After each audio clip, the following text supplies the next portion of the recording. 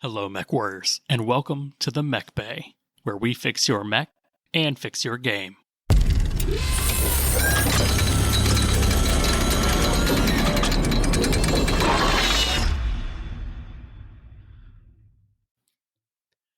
What's going on, Mechwarriors? I'm your host, Josh. I've got my co-host, Lore Master Denim.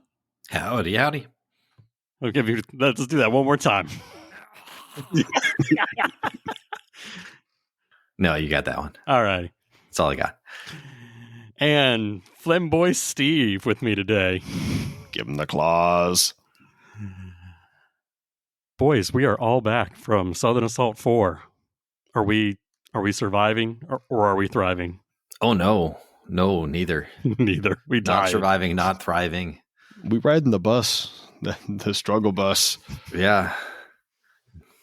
Look, No, the doc thinks it's not pneumonia, so I'll take it. But I'm pretty sure, close. Steve, that it's some sort of walking pneumonia. Like I was down for 2 weeks, like a straight full 2 weeks. I was sick, and you sound as bad as I did, like a week and a half into it.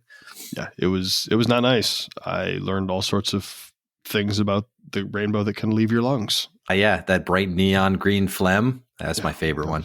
The worst. Anyway, we're here. We're breathing more or less on our own, unassisted. It's great. Oh, if we haven't had, a terrible November, then what is life worth living? So just put me in the Hunchback 2C and send me out to battle, Sarge. But yeah, we are the Mechbay Podcast, your number one source for all things casual to competitive tabletop battletech. And today, we're talking about the edge of that spectrum, competitive tabletop battletech, because we're talking about Southern Assault 4, the best 6 games of battletech you'll get this side of the North Carolina border. So many games. Strap in, folks. It's going to be a long one. Hopefully not too long. Like, we could go longer. We could go more in depth, but no. So I'll talk extra slow. So yeah, we're going to have our news. Then we've got all of the games played that we've had in the last 2 months. So we've got another 12 games there. And then, all the hobby progress, because all of you need to know which paintbrush I've used to do the cockpits on my Battlemaster. Or do we think we should just scrub all that and just pretty much hop in with some news and then get right into the Southern Assault goodness? I vote that. We'll take the fast lane on this one. All right. Battletech news. Steve, I will hand the microphone over to you, the returning loser of Crabback. Wow. Brutal. What is Crabback, first off? All right. So for those of you that haven't been following, Crabback is a charity Battletech game that I started with Lord Carbon over at the MRC. We did this the first year I came to Southern Assault, which was 2022. This was my first game of Alpha Strike that I'd ever played. And it started because of ultimately there was some strong words spoken in the Discord towards each other as to which 50-ton mech was the superior 50-ton mech. And eventually it came down to, fine, we'll put your money where your mouth is. And we played a charity game where each side raised money for the Children's Miracle Network in order to, just raise money, help the kids, and, try to see, give you a little bit of ammunition to throw it in the other's face. This is the third year that we have done it. Again, doing a straight kill mission in Alpha Strike. The Hunchbacks won again. They did. I'll spoil that for you. But in the end of the day, we did manage to raise $5,239 for the Children's Miracle Network, which our initial goal was to do better than last year. Right. Last year we raised $1,075. Our original goal was to raise $1,076. Then we said, heck, we'll push it to $1,500 and see if we can make it. The fact that we more than doubled and tripled that number, which we originally thought we weren't going to hit, to triple that number and then some, just mind blowing. It's great. It's great to see that kind of outpouring, that generosity. And frankly, there was a bidding war going on because someone couldn't stand to see the Hunchbacks raise more money than the Crab fans. So multiple donations came in at the last minute, and the Crabs raised more money, but fell on the battlefield. So what we will probably do next year is either look at doing some sort of mission rather than just straight kill, because when the Hunchbacks have more armor and do more damage, and yeah, the crabs get one extra TMM, but it's not enough to make up for all that. So what you're saying is the superior mech is the Hunchback. So in raw damage in Alpha Strike with the range brackets where they are, the crab is undergunned, right? Just the way the conversions work. If you were to play this in Classic, the crab's large lasers would absolutely murder those Hunchbacks before they got there. Yeah, at 10 hexes, you're in medium range for the crab and you're out of range for the Hunchback's AC 20. So they have to go to a lower damage weapon to even try and hit you. Yeah. But Steve, come on, as the only winning crab table, I'm going to have to say what it is it's your tactics. What you need to do is do what I did, is you find your opponent, you make sure that Magnum Danger has so little sleep that he cannot count to 4 properly, and then you have a chance.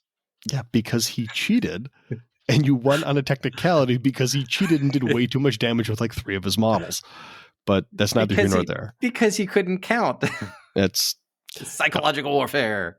At the end of the day, the kid still won. And to raise $5,239, I almost said damage, $5,239. I'm tickled pink. I imagine what'll happen next year. We've talked about maybe doing it where if you donate a certain amount of money, that team will get a BSP to use or something like that. That might be fun. Give people an incentive to donate. But that's wild. So the kids win. I got to play an extra game of Alpha Strike, which is always fun. And we made buttons and we had silly hats, and Carbon wore a Burger King crown and I had some ridiculous crab looking thing. A bunch of folks from Maryland turned out and they brought the same ridiculous crab looking hat, which is fantastic. I love that. It was amazing. It was a good time. And then we got pizza afterwards, which was great. So you got to love the Maryland Battletech Brigade, representing their homeboy. They're crab from a different geographic region, but do you all have crabs up in the Great Lakes? Like freshwater? We have a lot of crawfish and stuff, but okay, not like crabs. No crabs. Okay. I mean, I have to look up. The heavy crab is going to be called the crawfish, and it's not a crab at all. Oh, no. Why would you put that horror in the world? Look, I talked to Cubby. We talked. I cornered the poor man, and I said, hey, heavy crab. Look, if you're going to be raising over $5,000 every time you do this, then I think they should throw you something. That's my opinion. I wouldn't say no, but I can't say that I can. I mean, I'm in no position, Denim, to start strong arming Catalyst. Okay, strong clawing. So I feel like this is the highest ranked exhibition money match. Crab versus Hunchback. 2024 certainly blew last year out of the water. Yeah, so, I mean, and as far as I'm aware, I haven't seen anybody else have a bout of Alpha Strike raise that much money. So if someone else even when you lose, you're still winning. Hey, it's about the kids first and foremost. That's it. So good for them. They get stuff, and hopefully it does something good for them. I love it. Next year, $10,000. Yeah. I want to take just a moment to thank all of the generous donors to Crabback 2024. This is the 3rd year we've done this, and we raised a ton of money, which is just astronomical, and we're very grateful to all of our top donors. So I want to take a moment to thank all of you. I want to thank Kat and Paul Dennis. I want to thank Greg Running. Despite donating to the Crabs, he was rooting for the Hunchbacks. We've got Ethan and Marcus. Thank you. The Goose Whisperer. Danny Loss, who's putting up or shutting up, thanks to the bet that he took in the Discord. Chris Hanrahan, Louise J, Dustin, thank you, Dustin, Scott Bomer, Matt LeBaron, Anonymous, who wants to donate for the honor of Crab Skull, Philip Broughton, who's here to manifest Urban Mech pride as a member of Teen Sensible Shoes, Chip Dickerson, the not treasonous Brooks, David Selaton, Jackie Daytona, Jeff Campbell, thank you, Kelly Caudle. We've got Adept Audie H, whose ComGuard dropships are delivering support for Team Crab and Corwell Health. Good luck, Crabs. We got Kaiser Falk, Cross Electric Designs, Dave Romberger, John Sharpton, Matt Philippi, Amy Hines, Crash Panda, NC Kestrel, Robert Polite, I'm sure I butchered that, Polit, Rob Parker, David C., Andrew Harper, Chris Block, Jefferson Chapter 489 of the Order of the Eastern Star. Thank you very much. Moleman UK, Deckard Pod, and last but not least, Gary Lepard. Thank you all very much for your donations, Team Crab. Appreciate it. Even though we did lose the match, the kids won. So thank you, and really appreciate all your hard work. And I'll be filling in for John Weitzel in Team Hunchback. I'd like to thank all of the victors for betting on the A team. I'd like to thank our top sponsor, Ethan and Marcus, and then moving on to Zane Weaver, Boy in a Box, the South Charleston, West Virginia Battletech Group. I've ran into them. They're a bunch of great guys. Joseph Scarecrow Hines, Sarah Long, Team Bonsai, and the A team. Designated DM, Andrew Eisterhold, Justin Freeland, Devian ID from the MRC, Jeff Saracens Gill, Joseph Bruce, Donovan Marsh, Magnum Danger, who set us over the 3K mark. So thank you, Magnum. Adam In. This next one, Tournament Josh. I don't know who that guy is, but sounds like a jerk. Yeah, I trust him with my dice. Pirate from the Coolant Pod podcast. Time for Biscuits.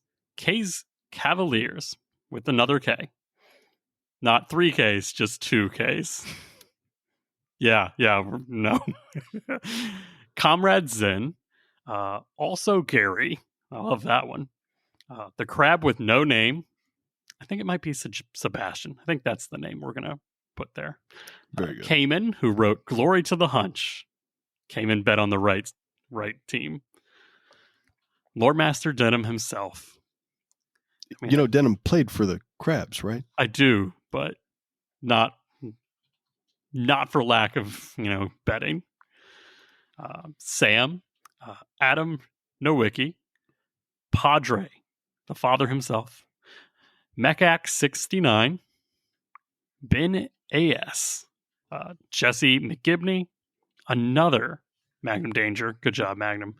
Vapor, who wrote Make the MRC Proud, Carbo. Carbo did make the MRC proud. The Goose Whisperer's evil twin, Kevin V, also known as Uncle Craw Daddy. And then representing both teams, Scott Bomer.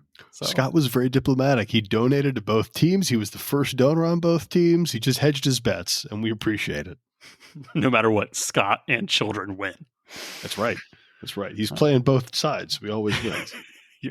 All right. So that's all for Crabback. Once again, good job, Steve, for representing the inferior Alpha Strike mech on the table, but losing gracefully. Because really, the children won. And the Hunchbacks. But mostly the children. The children piloting the Hunchbacks. When everyone left, I flipped the table out of rage. No, I'm just kidding. Yeah, I saw that. That was a mess. And congratulations to John Weitzel for winning again and again and again. Good job, John. All right, we'll move on to some little bit of news. We do have the Ironwind Metals winter release schedule. The mechs coming out this winter. We've got 3. We've got the Novacat B. Now, if some of you may not know, the Novacat B is the proud owner of 6. Read it, 6 Clan LRM-15s. That's a lot of missiles. It's going to be an interesting model for sure. I've seen the picture. It's pretty standard how we all thought. It's just 3 like triangular LRM-15s glued together for hands. So, okay, yeah, all right. But yeah, I mean, it's how we were all running our Nova Cats mainly. So might as well just have the official model for it now. It's good to have a model. Yeah, I think it's one of the most kit bashed models on camo specs. Like if you go there. Really? Half of them are the Novacat B, and it's like, hey, where did I get this? And it's like kit bash from blah, and it's like that doesn't tell me where to get 6 LRM-15s though. I think a lot of them were using LRM carrier like turrets and just gluing them together until them on the arms brick. Yeah. I was like, okay. But now it's official. So I feel like that's one that I'll probably be picking up. Cool. Next, we have the Nightgear D. I don't know what the D has. I'm going to leave that in the air. Yeah, I'm trying to think. What does the D have? As we all go to Sarna at the same time. Sarna crashed. 4 LRM-20s. A large pulse and a medium pulse. So Iron Winds and Artemis 4. Artemis 4. A lot of misses. Only Artemis 4, not Artemis 5? It's an early one. One. I can't wait for Artemis 6. XL engine with 464. Yeah, it's a 3052 variant. I mean, I like Nightgears. I really do. Isn't it a Falcon mech? It is, yeah. I mean, called That's it. a lot of missiles, though. Not as many as the Novacat, but, we're all compensating somewhere. Steve, how often do you run the Nightgear D? The D, so in Alpha Strike, it comes up pretty regularly for me. Mm-hmm. If I'm going to run a Nightgear, I do like them. But the D specifically, I couldn't tell you exactly how many times I've run it, but I've not run one in Classic. Gotcha. Although maybe I will. Maybe I'll pick it up. All right, and next we have the Inferno Prime. Now this is one that is new with the rec guides. I have not even seen anyone use this. Oh yeah, me either. Inferno is looks like House Davian mech and a little bit of DCMS. So it's, Eastern Inner Sphere, but it's an Omni mech. Oh, that's why I was, for some reason you said Prime. I was not thinking Inner Sphere Omni. So right. Yeah. We don't have many of those anymore. Yeah. So that's the one with the MML5s, the heavy PPC, and the 2 medium re-engineers, right? Yeah. 464. So you're pretty standard Inner Sphere heavy with big gun, little missile. And Omnis. I mean, you can't get more Omnis than you need, right? Right. I agree. Battle armor for the win. But it looks neat. Like, I don't know. I'm trying to think of what it looks like model-wise. Nothing's really coming to mind. It's kind of weirdly unique in that. Then they did release their Spring 2025. So who knows when we'll get those. But we've got the Iron Cheetah Prime. So that is your Direwolf with the top down. Tell me I'm wrong. Wrong. Nope. Not going to do it. I heard a much more crude description, but yes. It's a family-friendly show, Steve. I didn't say anything. And here's the one. We have the Timberwolf A and Timberwolf D in metal. Because also, Timberwolf A is a heavily kit bashed one. I know because I did it myself, and now we finally don't have to.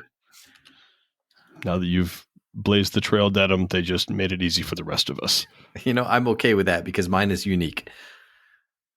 Yeah, so the only difference... I'm still going to buy another one. It's okay. Of course you will.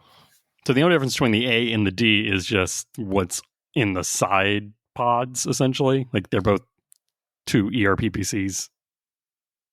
And the D has 4 streak SRM6, so that's what it is. Yep. Yeah. All right. So, yeah, you're going to see a lot of those on your tables in 2025. Maybe not as much of the next one, and that is the Vulture Mad Dog C. I want to say that's double Gauss. I believe that's correct. Yep. Yeah, that's all it's got. It's got 2 Gauss and it's got 16 rounds for each. This model looks strange because every Vulture, every Vulture has those just racks and racks and racks of SRMs, except for this one, and they're missing. And why aren't they there? Yeah, I don't know. That one, it's anatomically correct, but aesthetically wrong. I know that one's wrong, but also going back to the Timberwolf D, like it's got 4 streaks, but 2 of them are facing the rear. Which Why? I don't like. Why? Look, don't discount rear weapons. Sneak, yeah, but 2 streak SRM6s pointing out the back. That's a lot of damage. That's a lot of damage that you can never ever point towards the front. Like, put it in the arms because Timberwolves can flip arms. So if you need to put 2 streaks in the back, just flip your arms and you could do that. Which I guess, because of that, you've always got 2 PPCs and 2 streaks facing either direction you're firing, but still, that armor is weak back there. 4 streaks was the Mad Dog's job. Yeah. This is Union country. It's like Death Blossom. You just walk in the middle of it and just spin around and fire missiles everywhere. No lock. Yeah, so what are our thoughts on that? Anyone got like I need this one? And Denim, I know you're probably need for the Mad Dog. Oh, I'll be getting the Timberwolf. The Mad Dog, like I rarely ever use that variant. It depends. If it looks weird enough, I may just get it for the fun of it. I mean, as long as I'm ordering a Mad Cat anyway, might as well throw the other one in the shopping cart. I don't know. I've already got 2 Timberwolves painted up. I've got the regular one, then I've got the TC done. I'm not a huge WYSIWYG guy, and I don't know if I'm going to need another Jade Falcon Timberwolf. If I do, I'll probably get an A because it is one of the variants I run pretty frequently. Right. But I already have 2 painted, and I have a lot of other gray plastic that I could get to. I just don't know if it's high on my priority list right now. Yeah, before the TC came out, the A was just the most efficient Timberwolf chassis out there. It was just a variant out there. It was the best, and I used it enough that I just wanted a mini for it. Like that's the reason why I have that. Yeah, whatever floats your boat. Exactly, and that floats it again, right? It's like a time and effort, right? So I got other stuff I got to paint that's higher on the list, so probably not for me. But it does look nice. Yeah, I mean, I was saving myself to convert my Nova Cat for that, and now this has just made it easier. Like, I can do my Sniper ER large laser Prime Nova Cat, and then get this. That'll be the actual 6 LRM-15s that I'll use once, and then people won't ever play me again. So you know what? We're going to call it there. Is that it for news, everyone? I think so, yeah. Yeah. That's it for me. All right. Are we ready? We're ready to talk about Southern Assault? Yes, I think so. All right. For new listeners or listeners that might be traveling backwards in time, Southern Assault is the largest and continues to be the largest specific Battletech event in the world. This year we had, I want to say, 120 different. Yeah, no, it was more than that. Like they had 130 something slots, but I think they ended up with 122 or 124 people actually show up. Yeah, I think Bobby's number for the end was 120. So 120 players, which means 6 games each. That's 360 total games of Alpha Strike being played in 2 days. That's a lot of dice, people. It is. So Southern Assault is Alpha Strike only, 2 days, 6 games, blind missions, 375 PV, and no special abilities, no formations, none of that. Just no BSPs either, or BSAs. Just mechs, vehicles, and dice. Mm-hmm. Okay, so this was my 4th year going. Steve, this was your also third. I missed the first year. I came to Southern Assault 2022 because I had heard the Mechbay Podcast episode about Southern Assault and what a great time it was. And I was like, I'll go. It'll be fun. And that's the first time we met and played each other.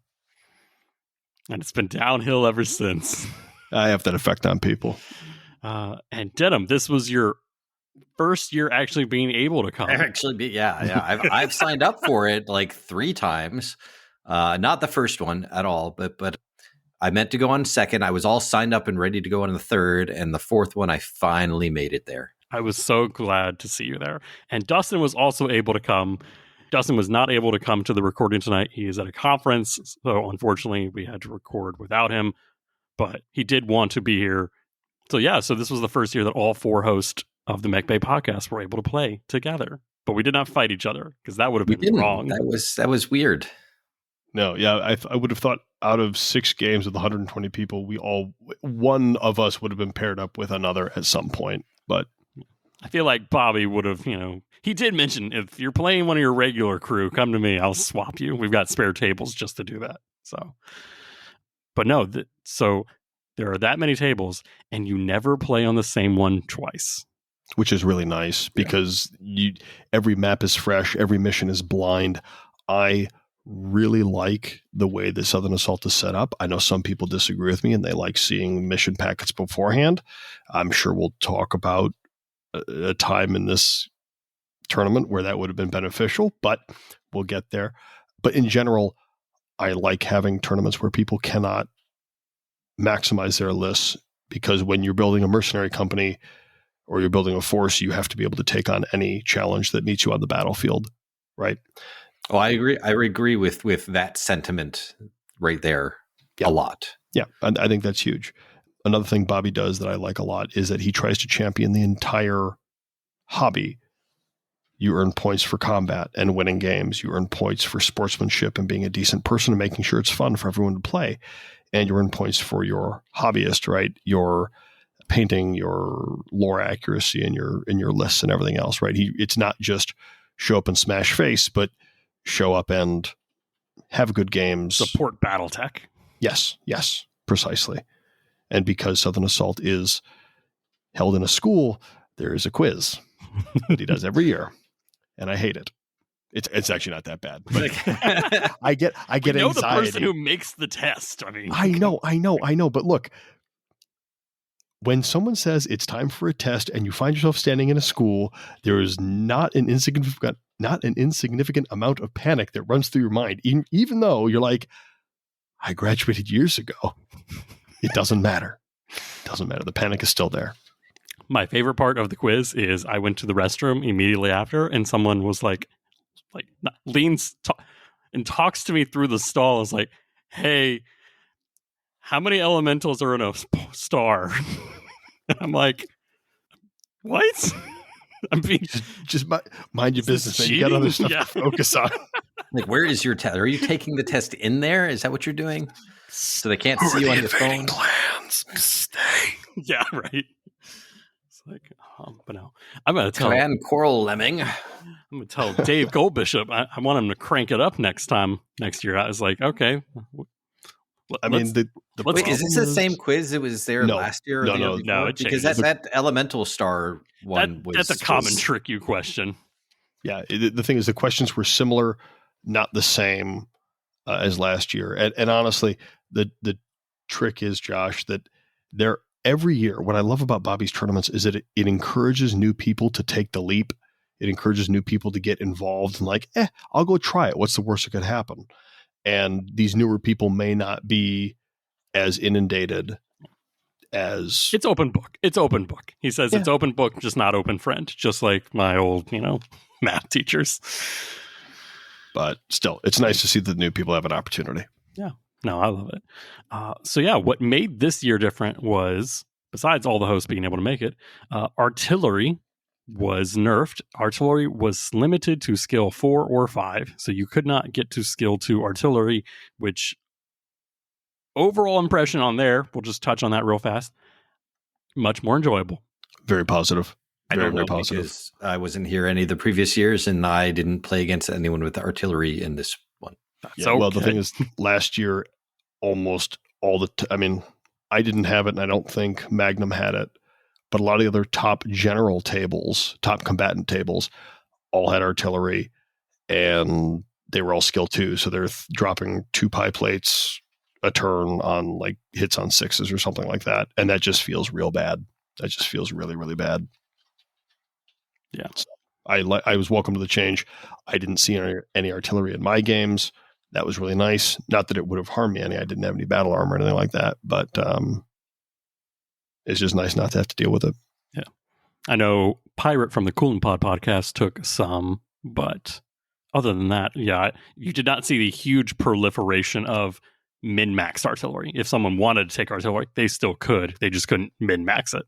Right. And I think the thing is, with where Bobby had the artillery skills set at, the best you could do, I think, was an 8 for your to hit number, which is like a 40% success rate of landing a shot. That's BSP. I was going to say that brings it to BSP levels, and I love BSP strikes. Mm-hmm. So, yay.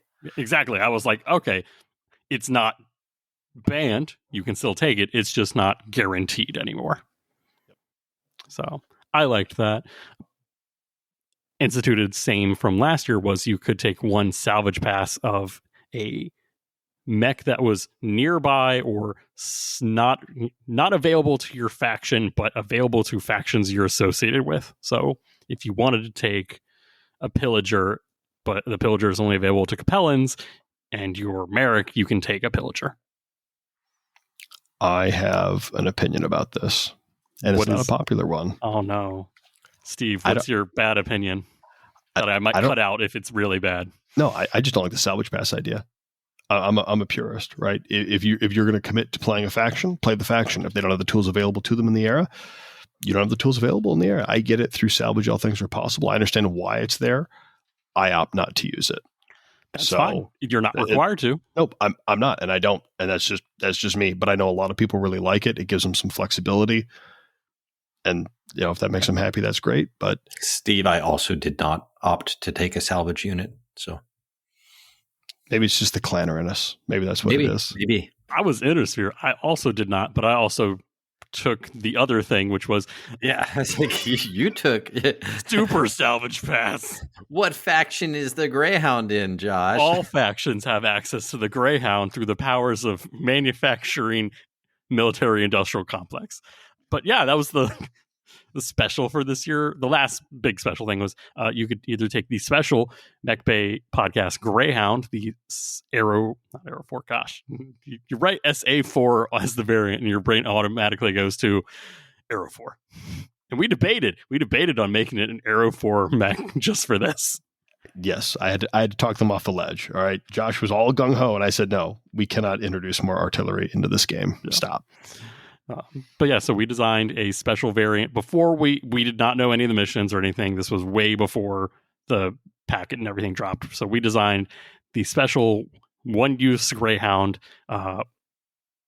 It is TMM3, 16-inch mover, 5 armor, 3 structure, fire resistant, and melee for a balmy and 49 PV at skill 4. So how much damage did it do? 5 in short, 4 in medium, 0 star in long, none in overheat. So if anyone wants to recreate it, there it is. But yeah, it's not a bad unit, especially for Alpha Strike. I almost brought one. Hey, it's better than a crab. Wow. All right. It's going to be a long night. No, I really almost brought a Greyhound. I ended up clipping it at the last minute. It was one of the last 2 mechs I clipped from my list when I was making mine. But I mean, spoiler alerts, the 3 people that did take Greyhounds all walked away with trophies. So that just tells me you can buy your way to the top in this game. Yeah, I wasn't going to say anything. That's folks, the whole episode is just buy a Greyhound, win a trophy.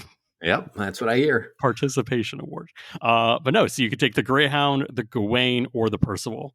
But no, this year we also got the Gerant. Gerant? Yeah. Gerant is how it's pronounced. We looked that up. It's the Gerant. Neat looking mech. Little boy. Yeah, it's that's a 14-inch jumper with 440 for 46 points, 1 overheat, 4 armor, 2 structure. It's got an Angel ECM, energy, tag, melee, and TSM. It's a nasty little monster. It's got a little axe that he's gonna bonk you with. But no, Fortress did a really nice job on their unique mechs for Alpha Strike purposes. If you check them out, they're very well costed. And they are you fun. Can buy them on their shop, and they're fun to use. They're neat looking models. You did a really nice job designing them too. Oh yeah, I like the Gawain's like battle mech turret on the one shoulder. Like it's asymmetrical, but it's like the right amount of asymmetrical for me. Yeah, I still kind of like the Percival's SRM6 in the head though. It looks like it's got a bunch of eyes. It does look like it has a bunch of eyes. They're not. I thought it was eyes missiles for so long. No, it's an SRM6. Bobby, you trickster. Okay, so I think we'll just roll into what we took then, because it's kind of, yeah.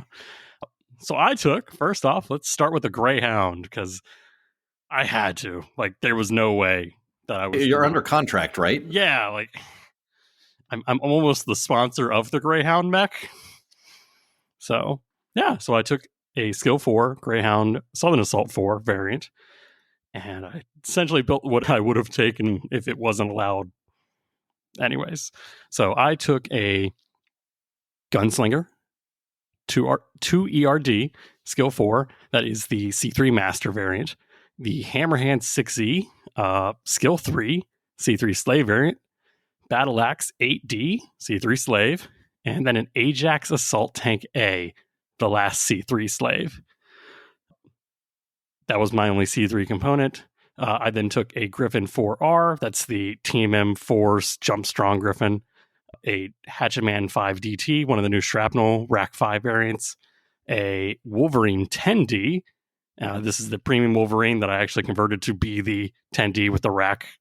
And then the only other thing was an Infiltrator Mark II Battle Armor Magnetic at Skill 5. So it could ride on anyone. Because this is So all of your guys are Skill 4 except for the Battle Armor and the Hammerhands, right? Correct. Hammerhands is Skill 3. It does the most damage and it jumps strong, so it's kind of like I'm either going to be sitting it still to get good numbers or jumping it and getting bad numbers. Yeah. So you had 2 jump strong. You had the Hammerhands and the Griffin, yeah? Yep. Yeah, I fought that Griffin in one of my games. That was a surprise to me. Not a lot of damage, but it is very mobile, which is like half the missions. Half the missions yeah. to just be in there. Yeah. So, any thoughts on my list overall? I mean, I like the C3 component. Maybe we'll find out when we get there, but did you run into a lot of people running ECM? I know Bobby had the counter ECM rules active, but did you run into anybody that blocked out your C3 systems? I had a bunch of people that had ECM, but I had 7 ECM units in this list to counter ECM. Their counters. Yeah. Sure. So yeah. Every list, they were like, oh, well, I have this. And I was like, I have 7 things that have ECM. They're all set to jam. Yeah. 3 out of my 4 C3 units have ECM self-contained. So I was so scared of not being able to use my little one-trick pony that I was like, the entire rest of the stable is there to make the one-trick pony work. Yeah. Well, no, that's good. Yeah. And that only works if you have the ECCM stuff going. Because otherwise, one ECM just jams it anyway. Yeah. And the bummer is that I found this out when I was doing my local tournament. 99% of the time, people don't realize that counter ECM rules are optional. Everyone assumes that they're just on. Yeah. And I had to make an announcement at the beginning saying, hey, everyone, I learned today that that's an optional rule. That's supposed to be on. Have fun. Didn't cause any problems, of course. But, so the fact that announcement was made at the beginning of this tournament was also helpful. That counter ECM was available and active. I mean, I like your list. Painted them all up the month before, so. Yeah, hey, you do what you got to do. Yeah. Steve, why don't we roll to you? What's your list? So the concept, so I played House Merrick.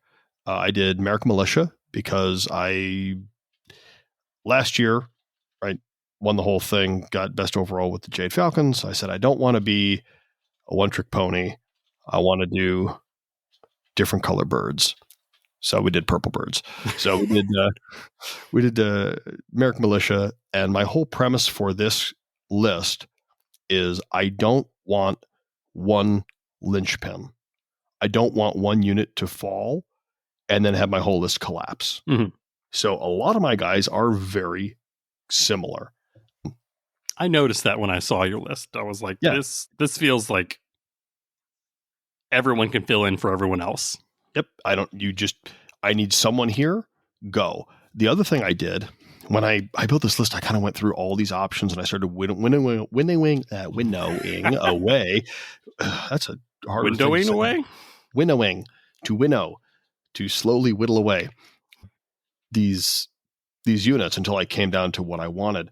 And my goal was make numbers work for me.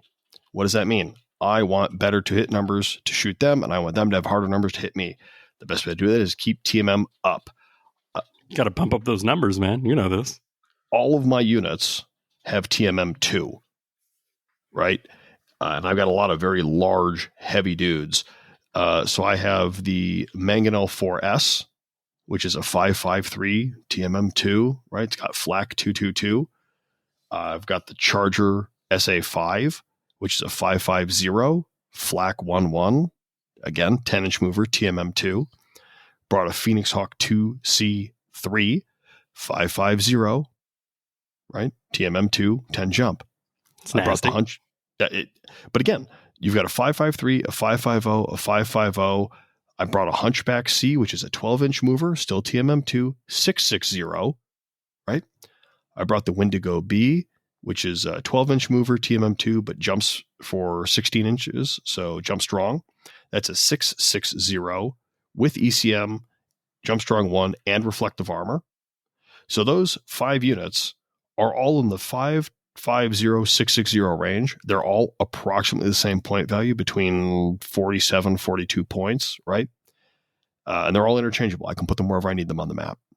I did bring a Blade, I believe it's a 5R. My list says an XL because I clicked the wrong one, but it is statistically identical to the 5R, which is available to the Merrick's. That is a 14-inch mover, TMM3, 330. That's just there to go scoop up some kills here and there. I brought 2 Red Kite Attack VTOLs that are 330 22-inch VTOL movers. And then just for funsies, because I had a couple points left over, I brought a Condor Heavy Hover Tank. This was my only skill 3 unit. And I did it for a reason. Why would you make a vehicle skill 3? Well, it's got 3 armor, 3 structure, moves 18 inches and hovers. So it's got a TMM of 3 already with a 6 total health, has AMS, and it has RFA. So if you've got LRM, indirect fire, it's reducing damage. If you've got ENE, it's taking half damage, right? And everything else is -1. And everything else is -1. So it's like, I'm just, this little tank can go for days. And people, I think I made some people upset with that. They're like, oh, I shoot you. I'm like, do you have LRM? IF? No. Okay, cool. Are you ENE? Yeah, I take half damage. Like, what? Like, surprise. Oh, and it sheds heat. So, reflective armor is cool. It has its downsides, but it is kind of cool. What's the downside? Double damage from melee. And artillery. Yeah. The reflective armor on that Condor was super cool. The whole premise really was move forward with the big guys, have the VTOLs flank, and the Condor to go do objectives and be a general menace. It worked very well. Concerns that I had, I have a lot of big guys, right? Heat is a big issue with this list, right? The guys are going to survive and live a long time. So if they get heated up, they're going to slow down. They're going to feel those effects of heat before they die, which is an issue. Yeah, overall, I like it. It doesn't scream Merrick to me. It screams clan player pretending to be Intersphere. Look, it's a clan list in a Merrick trench coat. And I realized this after I'd submitted the list. I didn't mean to do it that way. I mean, you've got Phoenix Hawk 2C, clan, Wendigo B, clan, Hunchback C. I mean, the C kind of stands for itself. Yeah, it's look. I tried. I discovered that I hate playing Intersphere. And the reason is I ended up paying more points for Intersphere clan style tech than I would have if I just brought the same list in a dedicated clan form. Right. But you're right though. Is it the way to do well is to have mobility and to make their target numbers higher than your target numbers. Like that's the secret. Classic or Alpha Strike, like that is the key to doing well in BattleTech games. Yeah, and it worked surprisingly well overall. One of the big strategies that worked well for me was because all of my units were about the same. Turn 1, I could move up with the Charger. Turn 2, he goes to cover, and the Phoenix Hawk steps in front of him. Turn 3, the Mangonel steps in front of him, right? And you kind of like walk these big guys forward. They're always the more threatening target. And you spread the damage around to your big guys, and they just live a lot longer, and they're all putting out 5 to 6 damage a turn. That did a lot of work for me in a lot of my games. So, wait a second. The Mangonel is a clan wolf in exile mech. Is there anything Intersphere in this? The Blade? Barely. I hope. I don't know the history of the Blade. It's just a cool looking mech. I think it's Intersphere.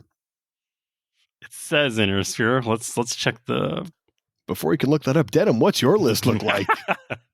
Right. So I went Smoke Jaguar. I think I was originally going to go Draconis Combine, but again, it turns out that I like Liao mechs, and I couldn't get it to work. So I decided just to fall back to Smoke Jaguar because I know how they play. All of my mechs are skill 3. All of my battle armor are skill 4 because I'm clan, and that's how we do things. I have the Timberwolf A, Thor E, the Grendel Prime, the Shadowcat E, the Puma E, and the Dasher P. And then I have 2 Elemental battle armor with flamers, and I have 2 Elemental 3 battle armor with flamers because I wasn't allowed to take more than 2 of any one unit. I love Elemental 3s so much. Originally, I wanted. Oh, me too. They are really, really, really good. Originally, I wanted 5 mechs and 5 Elemental 3 battle armor with flamer. That's what I wanted, as the clan players do. Yeah, I couldn't do. I think that would have done very well. I feel, but 6 mechs, 4 elementals, skill 3, skill 4. It did what I wanted to do. The main problem was when I was swapping things out because it's faction locked and not all of the mechs were Smoke Jaguar.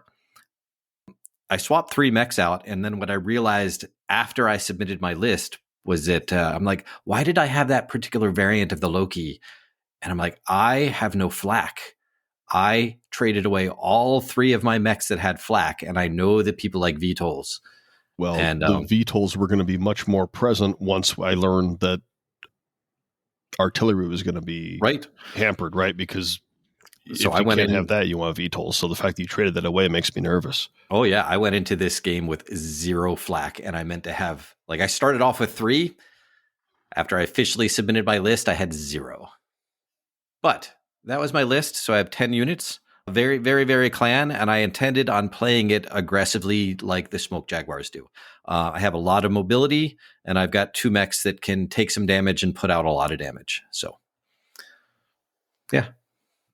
Nice. I mean, when I saw this list, I was like, this is a Denim list. This is a hardcore, knows his clan stuff, and is taking, I don't want to say original 16, but the goods were already there. Everything else is just flash and marketing. Yeah, most of this came from the box set, from the clan box set. Exactly. I've got everything, but the ones I used were mostly from the clan box set. And they looked good. They looked real good. I was happy with them. Yeah. The dots, all the little spots. I'm glad I got that little metal tool thing. It's got this little the little ball. At the end, making the dots with that. Not easy, but way, way easier than doing it by hand like I did for Nova that one year. Which was, 3 years ago? Yeah. Surprise, time flies. Yeah, no kidding. This whole podcast has just been tracing Denim painting Smoke Jaguar spots. Yeah. Much faster at it now. Yeah. So we all have our list. I want to do the quick thing of because we all had to rank what we thought our list were competitively.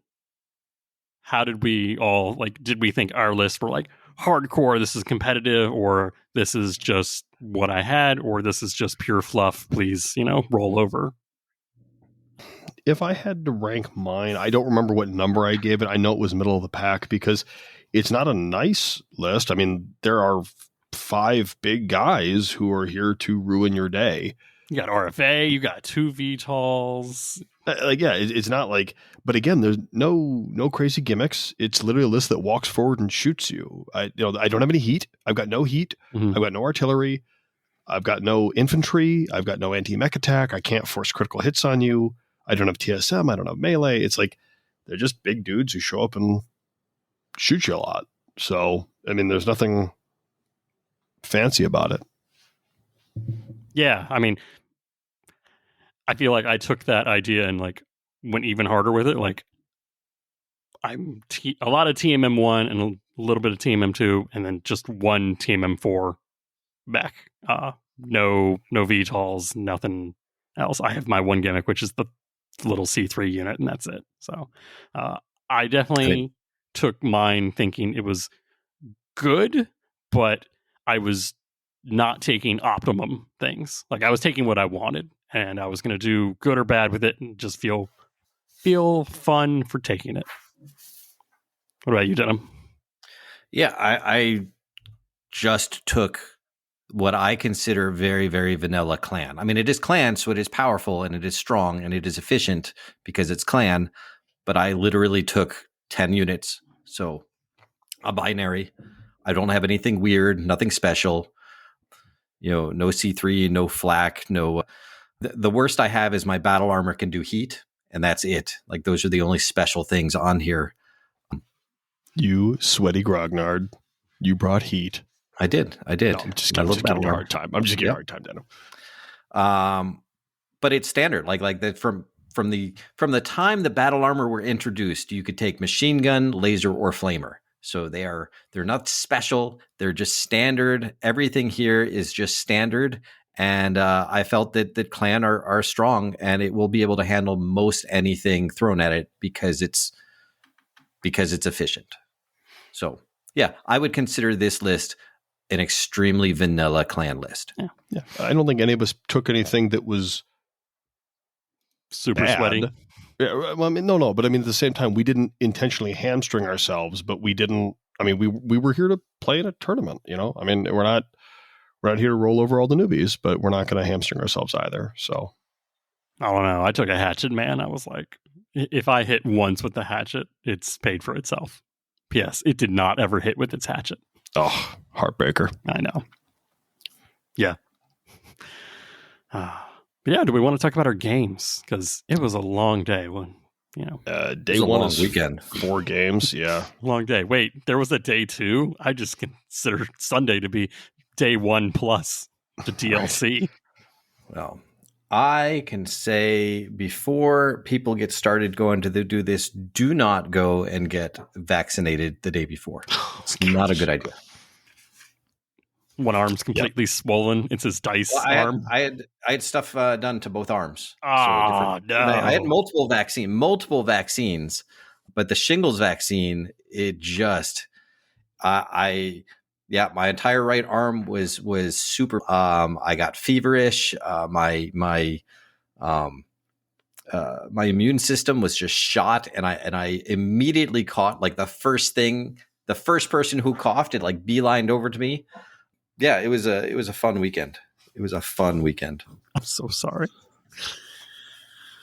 But yeah, so we all get there. We all have crab back on Friday night. We all go out for pizza. We have fun. And great. We try to get some sleep. And then we roll up Saturday morning. And we get it on. Game 1 starts out. It's just kill. It's essentially flex your dice muscles and get back in the spirit of Alpha Strike. Because get your brain pumping. Yeah, you got to start easy. Game 1, like I said, just kill. The secondary objectives for this one, the normal things. Do a melee attack, smallest point unit destroys a unit. Kill the highest point unit. Rear shot. Highest point unit kills 3 or more units. That's a toughie. That's always tough. Yeah, and then destroy more than half your opponent's models. So, yeah. So I'm playing Joshua Smith, and Josh is taking a Ghost Bear / Rosselhog Dominion list. Ghost Bear Dominion. I forget their ill clan name, but bears, recurring theme. But Josh has a Ghost Bears list. He's got a skill 2 Kodiak and a skill 2 Mastodon. That's a little rough. Yeah, a little rough. Come right out the gate. I was like, every time I play a Ghost Bears player, they always have a Kodiak, Kingfisher, or Mastodon, and they always skill 2 it. It's what defines the Ghost Bear players to me. To the rest of the list, he's got the Heat variants of the Nova, the Shadowhawk 2C, Grendel, and Dasher, and a Fire Falcon. So he's got the rest of them are like more heat than damage. Then he's got 2 battle mech recovery vehicles at skill 3, an elemental, and then some mechanized wheeled clan point infantry. And I was like, he brought battle mech recovery vehicles? They can charge and they can initiative sync, and that's it. And they technically have like cargo 32, but he never put anything in them. Look, that's an interesting tactical choice, but more power to him. Yeah. So I roll up and I'm like, oh no, I'm playing a heat list. I have no heat. What do I do? And I was like, wait, Josh, you took a Greyhound. The Greyhound this year has fire resistant. It has TMM 3. I was like, oh my gosh, you're right. So turn 1, I'm throwing the Greyhound up and it's trying to tank shots. It takes some hits, but he does hit it with a lot of heat. And he's like, all right, so how much heat do you take? And I was like, I take nothing, sir. And this is great. This is the best day ever. It's almost like I designed it to do this. It felt so good. So that went on for like the first 2 turns until the rest of our like units kind of started brawling. But it felt good because like, okay, I don't have heat on me out of the gate, which is what you don't want when you're fighting heatless. You want to make sure you're like, I can still brawl. Yep. So it was fun. I got to use my C3 on like a street, and I nailed one of the battle mech recovery vehicles, and the other one I just immobilized. So I was like, okay, they're just there now.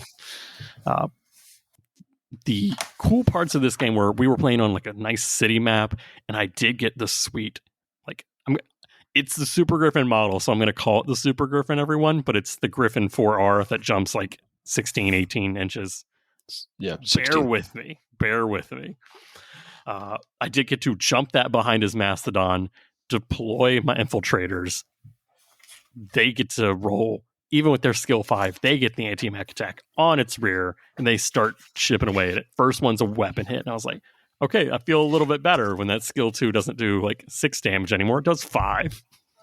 That adds up over time. It adds up over time. And I'm like, I just need it over time. I don't need it immediately, just over time.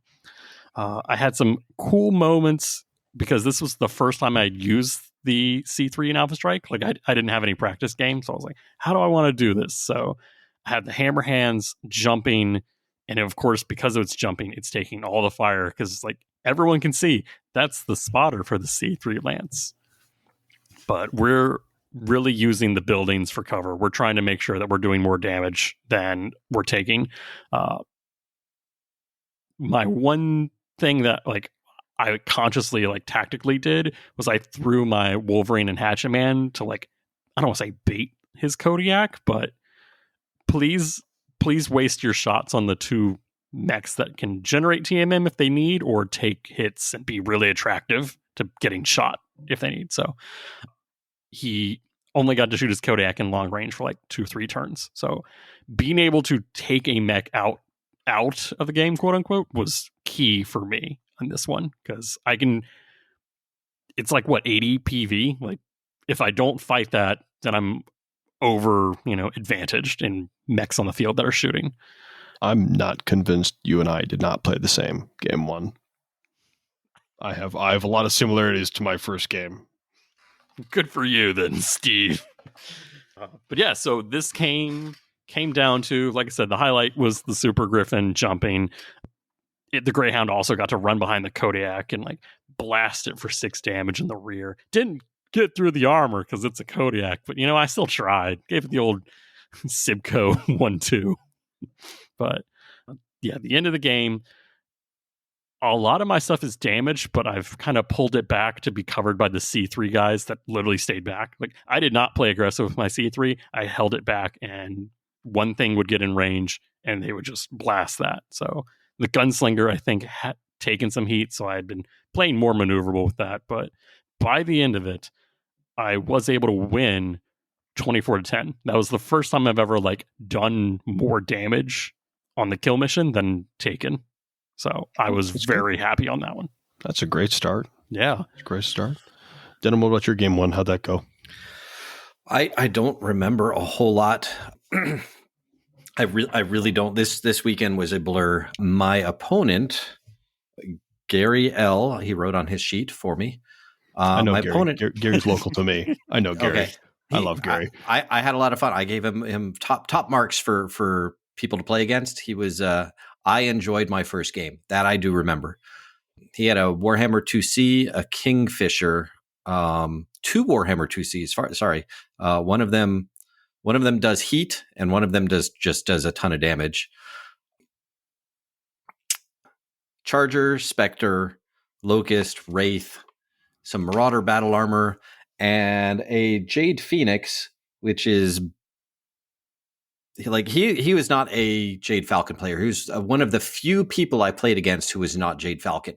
However, he still had the Jade Phoenix on the map. It's available to mercenaries. He was playing Northwind Highlanders. Yep, that's what he was playing, Northwind Highlanders. Yep. And I faced that Jade Phoenix in like 4 of my 6 matches. Sorry. It's a brutal mech. Look, I'm not saying that there's a reason why more people took Jade Falcon than any other list. And I'm not saying that there's not a reason that Jade Falcon does very well at these. It's because I inspired them from last year, Denim. Exactly. Did you play a Jade Phoenix last year? Yes, but not the same one that you saw. That's all I needed. Yes. Yes, Your Honor. That was a yes or no question. I'm sure there were some really cool highlights. It was a fun match, and it was close. It was closer than the score indicated. I ended up winning 22-10, but it was just a kill mission, and the Timberwolf and the Summoner on my team just going out there to soak up damage while my heavily mobile people got to go around and get the rear shots. That was key. I do remember that I forgot for the first turn or two that more than half of my mechs have battle armor on them. So I could have A, been soaking damage, or B, been dropping them off. So after like round 3, I'm like, oh yeah, I can start remembering these things. And then it got even worse. I think that's what really turned the tide was suddenly 4 groups of battle armor just popping out everywhere, getting rear shots and putting heat onto enemies. Would you like to know a highlight of your game that I was told after the fact from Gary? Oh, yes, I would. I bet I'll remember it once you tell me. Okay, so there are 2 highlights. One is hearing you describe you forgetting your battle armor. Gary told me after the fact, he goes, Denim is a tactical genius because he never deployed his battle armor. And the reason he didn't close to brawl with you with his very brawly list is he was terrified of those elementals popping off and doing anti-mech attacks and doing horrible stuff to his brawl list that had a bunch of armor. So he was thinking, you're keeping them on your mechs as some sort of tactic to, and he's like, oh no, he's a genius. He's a genius chessing me. Right, that's it. Gary's like, yeah, Denim wouldn't let his battle armor off, and I could never close. It was terrible. And the other thing that I thought was great is you 2 were rolling initiative. Oh yeah, I've got a picture of this. Yeah, he used. I made some custom Motor City Mechwarriors dice for one of the local Detroit tournaments here. So he had brought the white pair of Motor City dice. He had the black pair. Oh, he probably had both. I don't know. Whichever ones he used, because I saw him pulling it out. And this was a super important initiative roll, like a super important one. And I saw him pull out the black Motor City dice, and I'm like, because I have my initiative dice. I'm like, because you're using those, and I grabbed my white Motor City initiative dice. And he rolled double 6s. I'm like, I can match that. And I rolled double 1s. The dice know who's a local and who's an imposter, Denim. And I stood up and I yelled at you from across the room. I heard that. I do remember that. Yeah, so those are my 2 highlights from your first game, was the initiative roll and your battle armor. Then I took a picture of that. So yeah, that's what I did remember. I remembered forgetting about my battle armor, which was great for me, I guess. And then I remembered that horrible roll. But yeah, I've got a picture of that right here. The black 12 and the white 2. Perfect. So once I remembered my battle armor and he decided he had to close, yes, it exactly worked out the way that he thought it would. Yeah. Yep. So yeah. Does that mean Gary's smarter for knowing how it would happen, or Denim for tricking his opponent into thinking he knew that he wouldn't happen? I'm just hoping that no matter what kind of physical problems I'm having at the time, I'm hoping that my subconscious mind does take over at times. So I just go by instinct. And you mean tournament Denim? Tournament denim. Oof. So yeah, it was fun though. I enjoyed it a lot. He was a great guy. Good. Would play again. Yeah, he had a lot of fun.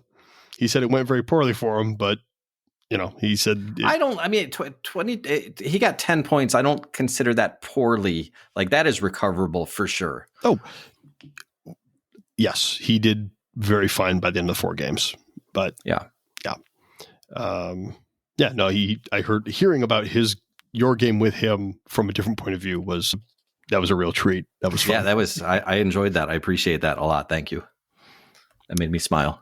Steve, how was your game 1? Against, I'm guessing, a Ghost Bear Heat list.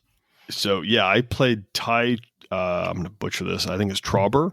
Ty Trauber, super nice dude, great first game, showed up, he's like, hey, we talked about the rules of how we like to play, kind of get everything set up, talk about playing by intent so we don't, make bad feelings. He brought a Ghost Bear Dominion list that was real heat heavy. As you'd expect, Skill 3 Kodiak 2, he had a Fire Falcon, Warhammer 2CB, Loki Mark 2D, 2 Epona E tanks, Vulture S, 2 Onerous VTOLs, and Salamander battle armor. Right? Oh boy! Why does the icy faction take all the heat? I don't know. Everything had heat. Those Eponas had heat on turrets. I was absolutely terrified. And one of my major concerns, as I discussed before, issues with my list are heat will cripple me if I allow them to do so. So I had to take this game with the mentality of I must limit the shots on my units, so I cannot let everything in his army get shots on one of my units, right? I have to be very tactical with where I move things. Now, I had a very heavy city map, so I had a lot of sharp edges. Oh man, me too. Buildings. Right. Like I said, we have a lot of very similar first game, but that was able to work in my favor because he posted up, his guys were slower. Right. A lot of his guys were much slower than mine. So he had to make assertive moves in order to keep his damage open. Otherwise, he wasn't going to be able to hit anything if he hid behind buildings. So I used this to my advantage and moved things in certain ways that I could get 2 or 3 of my guys to see one of his so I could focus his down. That plan worked relatively well. I got a lot of his major point value units killed after a couple turns because he had some real chunky guys. I did get a very lucky over the building shot. There was one low, effectively, not really because it's Alpha Strike, but an effectively level 1 building that I posted my blade behind and shot from across the map, and I immobilized one of his opponents behind a building, which was great because it couldn't see anything. Overall worked out well, managed to keep him from shooting a lot of my stuff. I took some heat, but the mechs that I did allow to take heat, I hung out there, right? They were sacrifices. I'm like, here's a very tempting target. Shoot this and not other stuff. And then he would, and because it was the only thing he could see, he would kill it. And that would allow all my other guys to advance and get better positions. So worked very, very well. Very fun game, very close game. Ended up eking out a win on the secondary objective points, won 19-17. Nice. So real tight game. Fantastic. Yeah, I feel like the only way to fight those heat lists is to really just offer something up. Yep. And make sure what you don't want to get shot doesn't get shot at all. Yeah, and they can only take 2 heat a turn. Yeah. They can only take 2 heat a turn, so you put something out there and let it get heated up or let it die. Put something out there that has overheat because it doesn't matter. Right. But no, it's really about managing expectations. And something that, if you're a newer player to Alpha Strike, one of the things that will do you very, very well is if you don't have a great move for the turn, just make sure your opponent doesn't have any good moves either. Or if you can't stop them from doing something, make them make hard choices. That's it. It's like how I play pool. If I can't get the ball in there, I put the cue ball in some place where it's real difficult for them. That's it. It's all tactics. It doesn't matter the game, Steve. It doesn't matter the game. The tactics are all the same. Well, we can't all be tactical geniuses who don't deploy their battle armor denim. Right, exactly. Tournament denim strikes again. All right, well, we wrap up game 1 and then we rack up for game 2. All right, game 2, my personal favorite, 5 objectives. This game was awesome. I had so much fun with this mission. Not as much fun as I did, because I got to play John Weitzel from Lord Carbon from MRC, which I have technically played before at Southern Assault, and you fought for Crab back, but this time I had to redeem my honor because Crab's lost again. So the Mechbay podcast has to represent a little bit. Yeah, I think last year at Southern Assault, he beat you pretty bloody, if I recall. Not super bloody. Like, it wasn't bloody, but it was single-digit to two-digit scores, sure, if I remember. Sure. Somebody roll back the tapes on Southern Assault last year and see how he did. But John brought a Capellan list. He brought a Devastator, Charger, Pillager, Jaeger mech, then a Crusader, Cataphract, Assassin, Vulcan, a Karnov stealth, and then 2 Gnome battle armors. So it's a bruiser. Nothing really like, I want to say like, there's some stealth, there's some TSM, there's some melee, but it's nothing like all one trick pony. So have a nice fun thing. We're playing on a cool little crystal map, so there's no like weird terrains, but there's a few buildings for like big line of sight. So I was like, this will be fun. And I get to play my friend John. So this is as good of a game 2 matchup as I can ask for. We roll out. I do what I mentally knew what to do, which was I put 1 C3 unit on my back objective. The tank goes up the middle, going for the middle objective. And the other C3 are just kind of there backing it up. Like, they can cover the other side of my objective or not. And then the Greyhound is running to try to take those first shots because, well, it's kind of the fastest thing besides the Griffin. And the Griffin's going for his big guy. So I'm sending one of my units for one of his objectives and my Team M4 Griffin for the other side. And everyone else is kind of holding. Like, we can take the middle objective and maybe take one of his backfield objectives.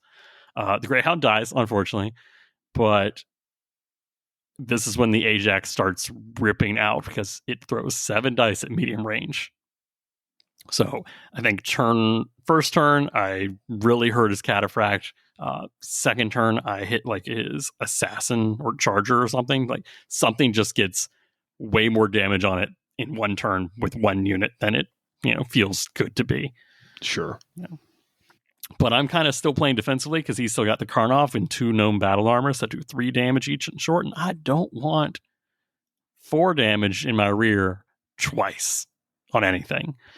But he finally drops that on my battle axe. He drops it. Then the Karnov lands to try to counter the objective.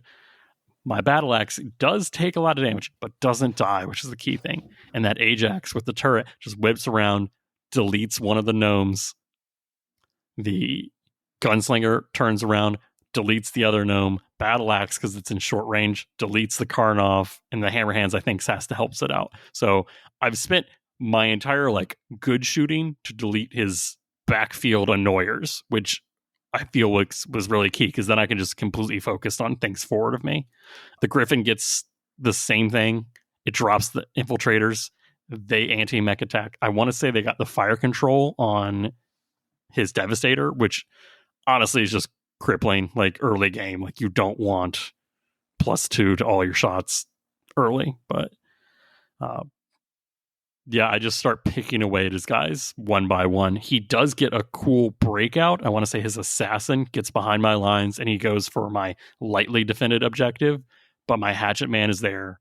The Hatchetman does 5 damage if it overheats, and he was able to get into his rear because I won the initiative that turn. I get into the rear and I just do 6 damage to his Assassin, which unfortunately the Assassin only has 6 health. So it was flawless, perfect kill.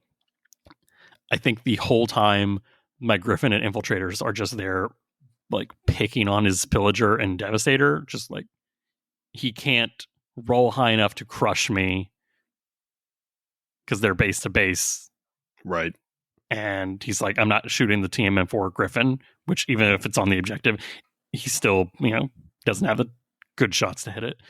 So after he does a nice feint to the right, he tries to kill the battle axe, but even sitting still on the rock, he just couldn't roll high enough. And that game wasn't anything I did well. It was just, he said afterwards, you just had an answer for everything I did. I tried to give you a hard decision, and you had like the Hatchetman just right there waiting to overheat and do massive spike damage. You had the C3 on the objective to kill things that I threw over there. You had your entire backfield covered twice over, and anything that ran forward, you were throwing away or just like, okay, it counters your objective for one turn. And then the next guy moves up the next turn. So by the end of it, I won that one 34-0. Wow. Yeah. That's a heck of a blowout. Yeah. And that feels bad. You never want to like grind your opponent's nose in it like that. Oh, no. But like after Crabback, he deserved it. You heard it, folks. No. He deserved it after Crabback. Yeah, the only thing I didn't score for that one is if none of your units are destroyed or taking structure damage, which I was like, I'm not getting that one. Yeah, that's a rough objective to get. I'm sure people did, maybe. I don't know. I don't see how. The only unless thing, you literally run your units away when they start to take. But then you lose. Yeah. So, well, unless you can cycle it, you know what I mean. Unless you have enough units to do that you can run and hide with some of them, so they don't take structure damage. But I don't think it's a realistic goal. Yeah, he killed my Greyhound and he killed the Ajax, and I think that's it for me. So it was close, but it wasn't that. I think the only thing was my list does good at spreading out, shockingly.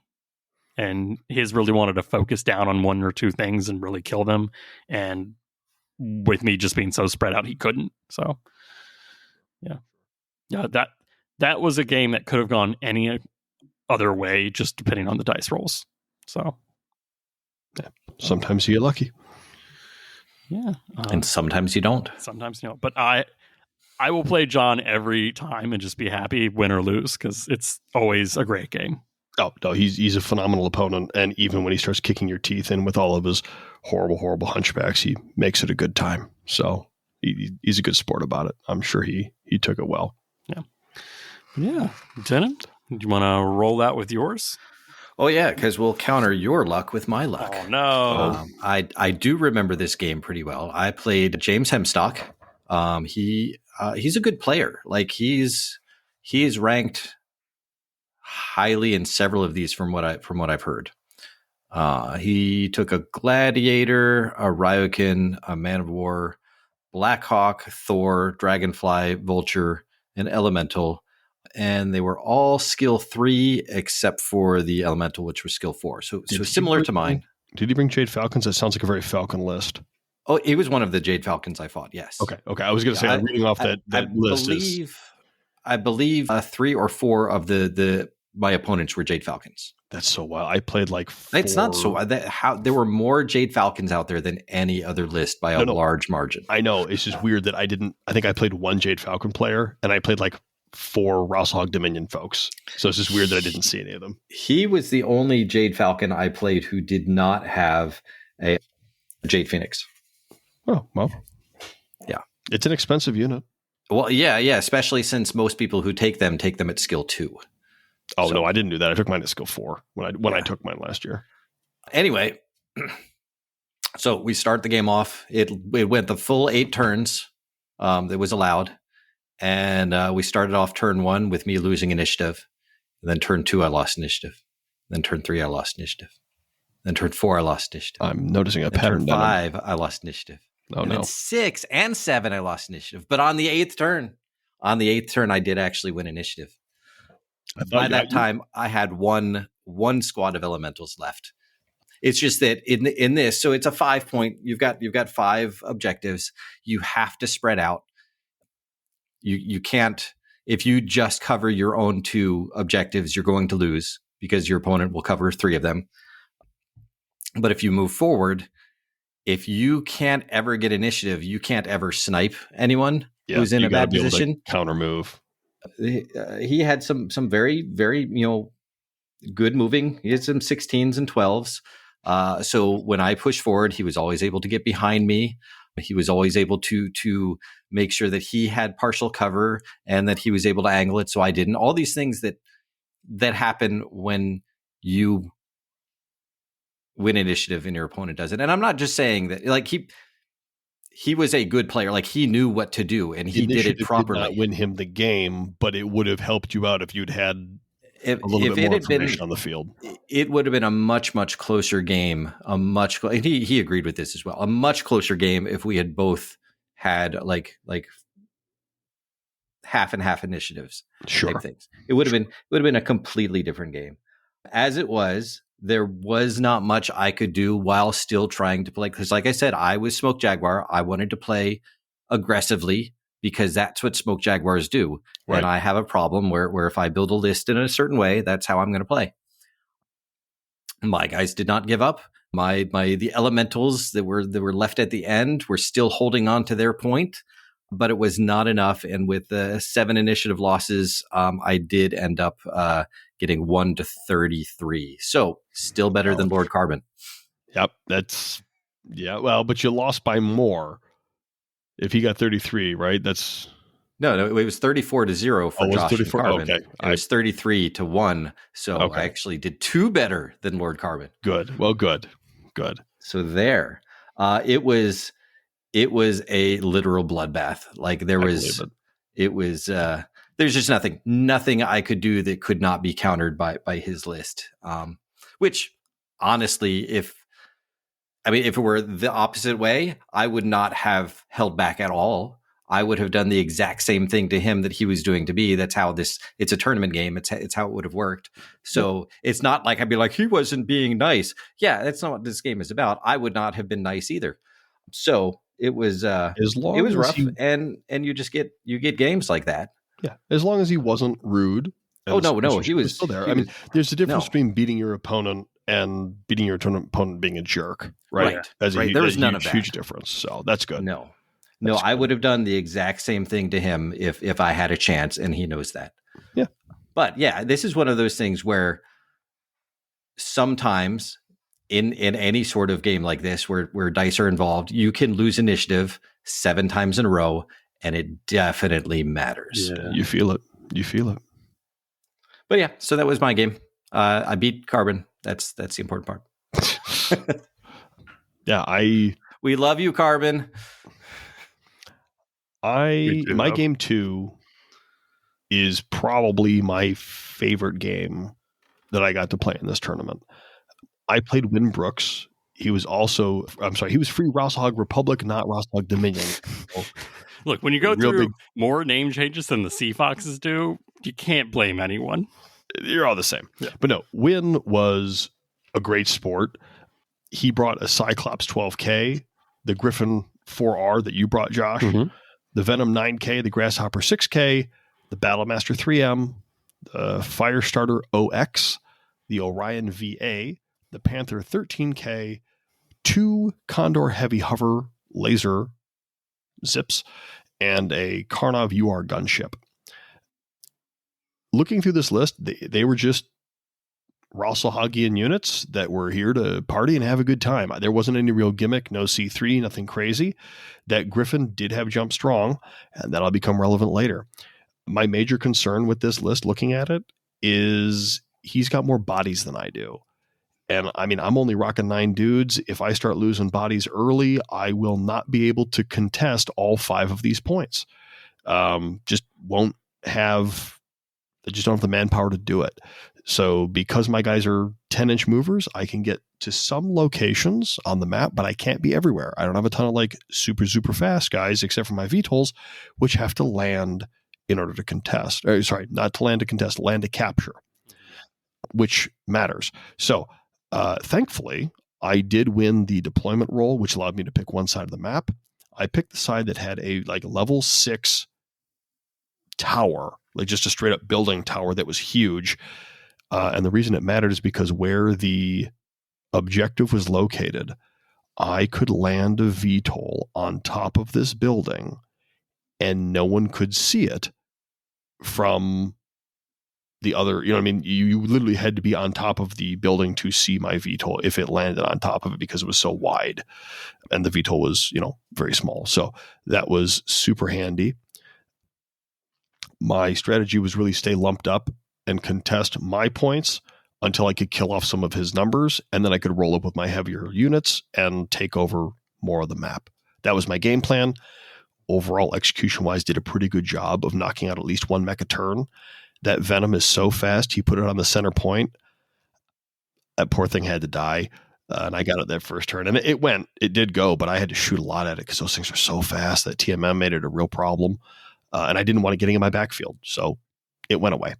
The next turn, we immobilized a Condor and we cleaned those up the following turn. It was great. The real highlight in this game is that Win was extremely pleasant, very chill dude, had a lot of fun. We were just, gabbing back and forth, having a lot of fun up until we realized that his Griffin has jump strong 16 and he can jump to the top of that level 6 tower where the VTOLs hang out. I'm like, no, Win, you bad person, you lulled me into a false sense of security.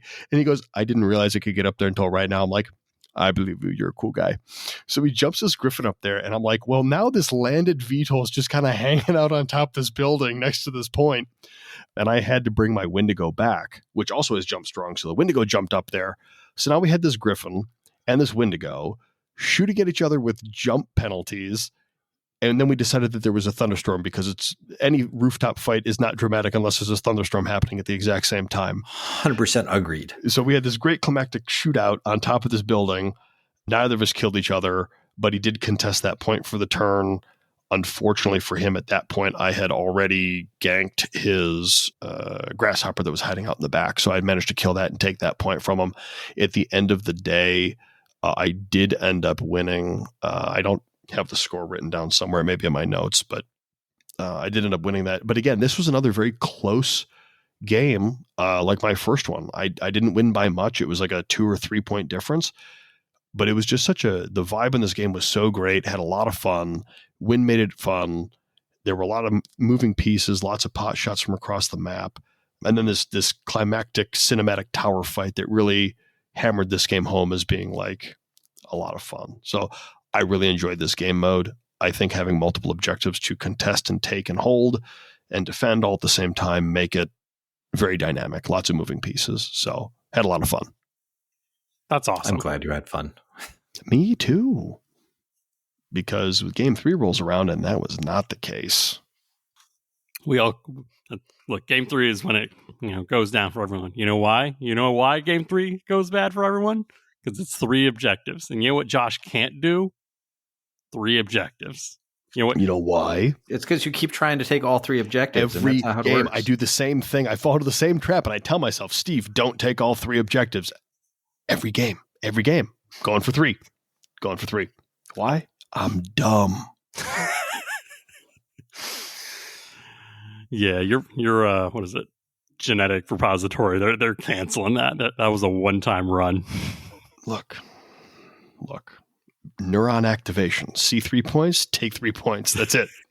Can't help it. But no, yeah. It's 3 objectives. That's the only weird difference is you can't score turn 1. That's to make sure no one with the fastest unit can just take all 3 and just kind of run with it. But I'm playing Jake Smith and his Meteor Knights, and Jake gave me this awesome Meteor Knights free company brochure pamphlet, multiple pages, by the way, founding houses, testimonials, fake HPG number. I love the little flair people make for their companies and units. I've got everyone's name. I've got this man's entire backstory and lore in pamphlet form. And I'm like, cool. I'm going to read that. This Looks like a high quality print too. That's not like a full color print. Yeah, I know. It's like you probably printed it at work. That's what I do for all my high quality prints. Company time. But yeah, so I'm fighting Jake and his Meteor Knights. Jake has a Flashman, the RFA variant, Black Knight Shield variant, Man of War, T-Simp variant. Oh no. Yeah. King Crab, Warhammer 2C, Heat variant, 2 J. Edgar hover tanks, Wraith, and I want to say, yeah, that's what it is. A Balak Strike VTOL and a Karnov UR transport. I was like, man. So we start this game, and this is when I tried to break the game. Like I went all Ender's Game style. It's like the gate is down. I was like, cool. The mission says I can choose any of the 4 sides.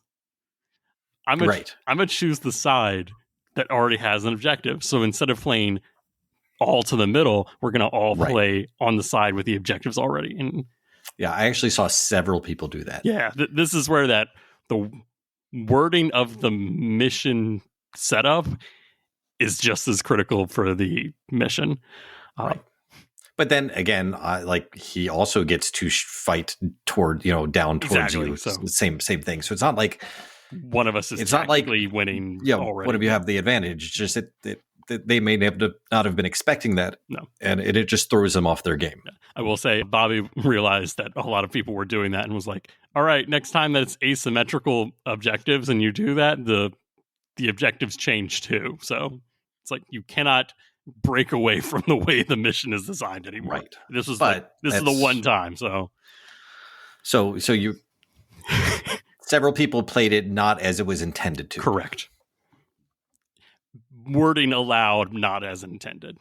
But Jake was like, "Yeah, that's fine." So we're really just playing tug of war almost with the objectives. I run my C3 up the middle. I put the tank and the battle axe on one side so it can kind of Hammer Hands jumps forward. The other guys will throw 7+ dice and see what they can hit. And the Greyhound and the other non-C3 boys go the other side. My highlight gets out pretty early in the game. Greyhound fires at the landed Karnov on his backfield objective. I still needed an 11 to hit. Boom, I hit, I immobilize. Greyhound, look, you get an 11 and then you get a 12 with the Greyhound. It's just what it does. And I think my Ajax also got immobilized on his J. Edgar. And I was like, sweet, 2 annoying things. No longer as annoying. And in the middle, I think he was unable to do any real damage to me. I did some damage to his Wraith, which was the only thing he could jump into the middle. So I've got my Hammer Hands and the Griffin there, and he's got his Wraith. So I'm like, okay, I'm liking this already. Problem is, turn 2. Turn 2, we learn about T-Simp. It was actually turn 3, but turn-wise, after one of the secondary objectives was to kill the highest point unit. So I was like, ooh, his King Crab is his highest PV unit. I'm going to send some units to kill that. And I get really into it. Then I send the Greyhound to try to finish it off. His Gargoyle, sitting on his back objectives, just T-Simps, hits me on a 9-up, gets the 9-up on the T-Simp to actually shut me down. Greyhound gets shut down on a lucky hit. And I was like, I hate T-Simp. Yeah, I mean, I've got an Alpha Strike guy. My Poseidon has T-Simp.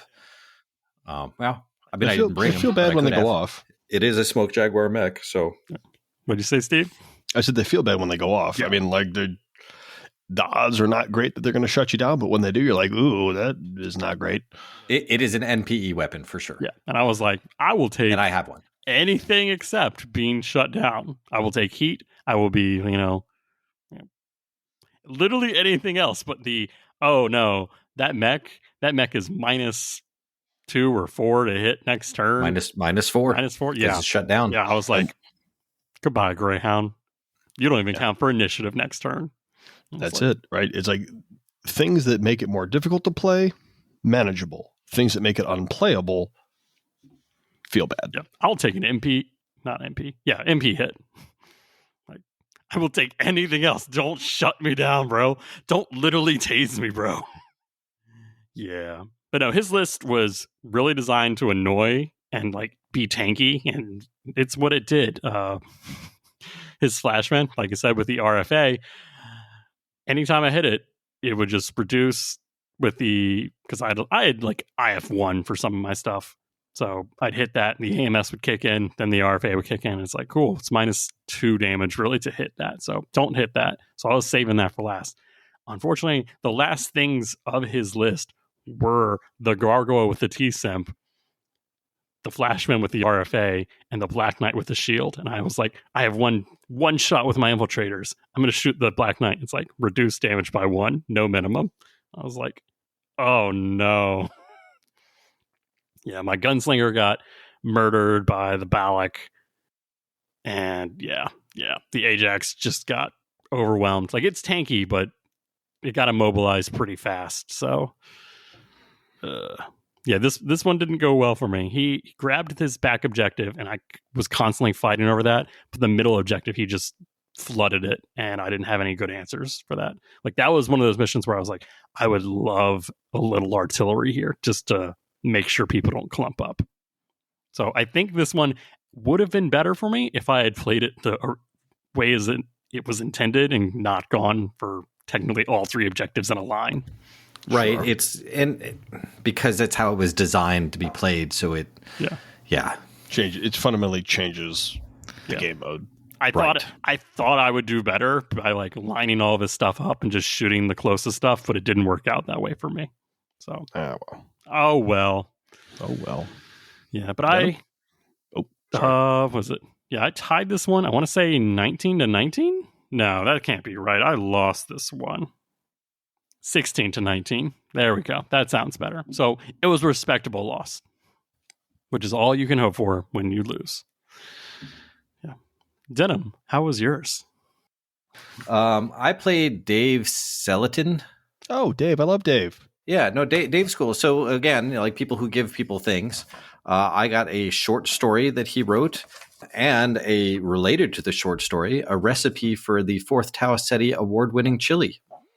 Fantastic. Which I have not tried yet, but now that I'm not sick anymore, I am definitely going to try it. And I love that he included gluten-free options for it because that's important for this household.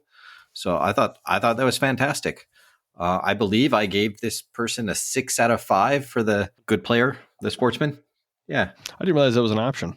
It probably wasn't, but probably wasn't. But I didn't care. This guy was awesome. Right. So, unlike Steve, I went up to the left and put most of my people on the left, and then I put some on the center to so that the left could help cover that. Leaving the right for him to go take, so that he could try to take one of my other points, and he did. He actually parked. He parked his demolisher. Oh, I'm sorry. He had a Cataphract. Sorry, I got distracted. You're fine. A Demolisher, a J. Edgar light hover tank, a Marauder, a Vindicator, a King Crab, an Oststol C, Wolverine, Firestarter, Cicada, and because I have no flak, a Warrior stealth helicopter. So not only was it a VTOL, but it had stealth abilities as well. Makes it feel extra good. Right. So I took the left overwhelmingly. I put a respectable amount on the center, knowing that my left could probably cover anything. And we had a big building in the center, so you could, like, it was a very large building, so it was easy to hide units on the other side and still be in range. But it was a building and it was tall. I only had one mech that could jump up there, so he could technically land his stealth helicopter on there until he found out that I could literally jump a mech up there, and then he backed off and said, okay. So he couldn't take the point, but he could contest it because, VTOLs can contest it. Unfortunately for him, even though he's got stealth and he has a helicopter and I have no flak, I was still able to shoot that helicopter out of the sky like turn 2. Nice. Yeah. Throw enough dice at it, you'll bring it down. Oh, exactly. And I did. And it was fantastic.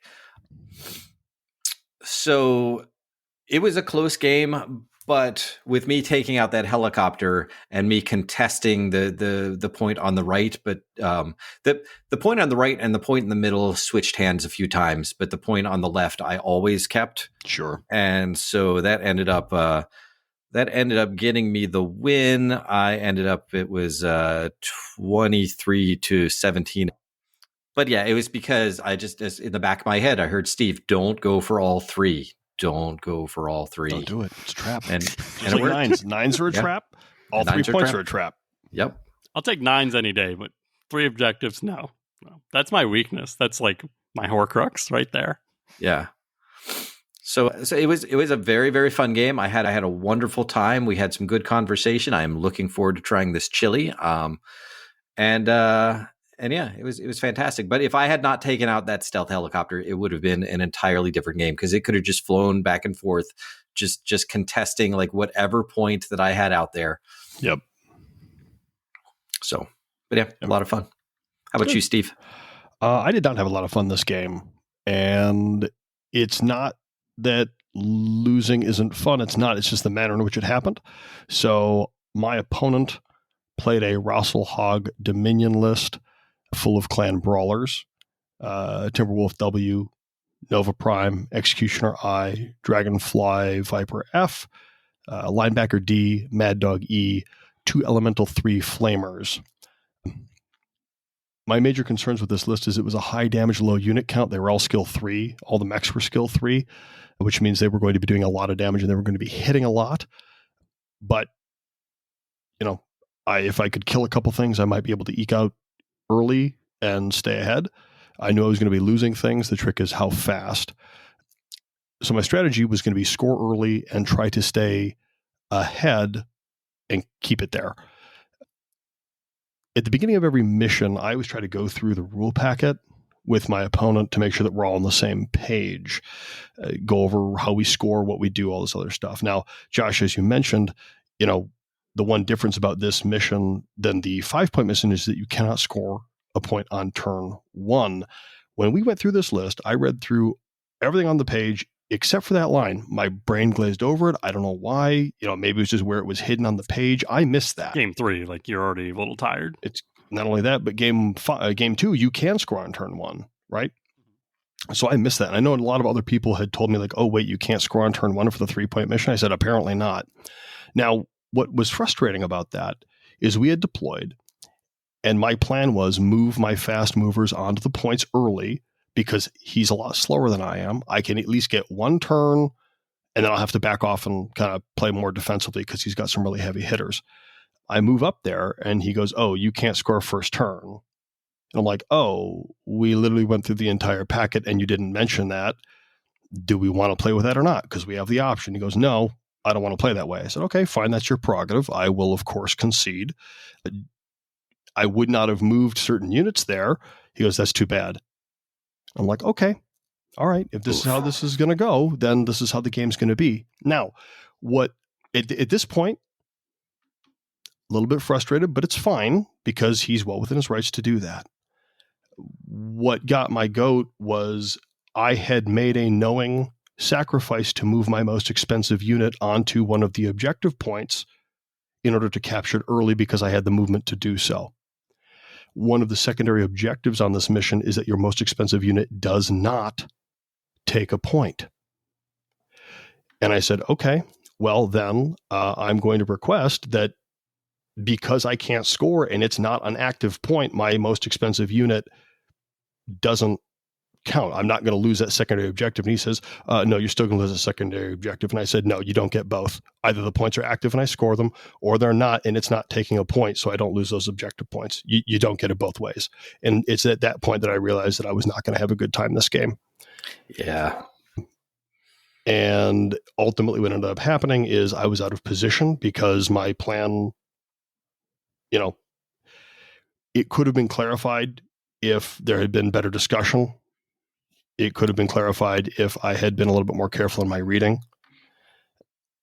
At the end of the day, what really sealed this for me as the worst game of the tournament was a ruling by the TO. I had everything on my map was tabled. I eventually lost everything after, I believe, 4 or 5 turns, except for one VTOL that was immobilized behind a building in the back corner. Couldn't see anything, couldn't do anything. And I said, okay, well then immobilized units don't count for initiative, right? You can initiative sync them. So I'm like, okay, then I'm tabled. I can't activate initiative. We're done.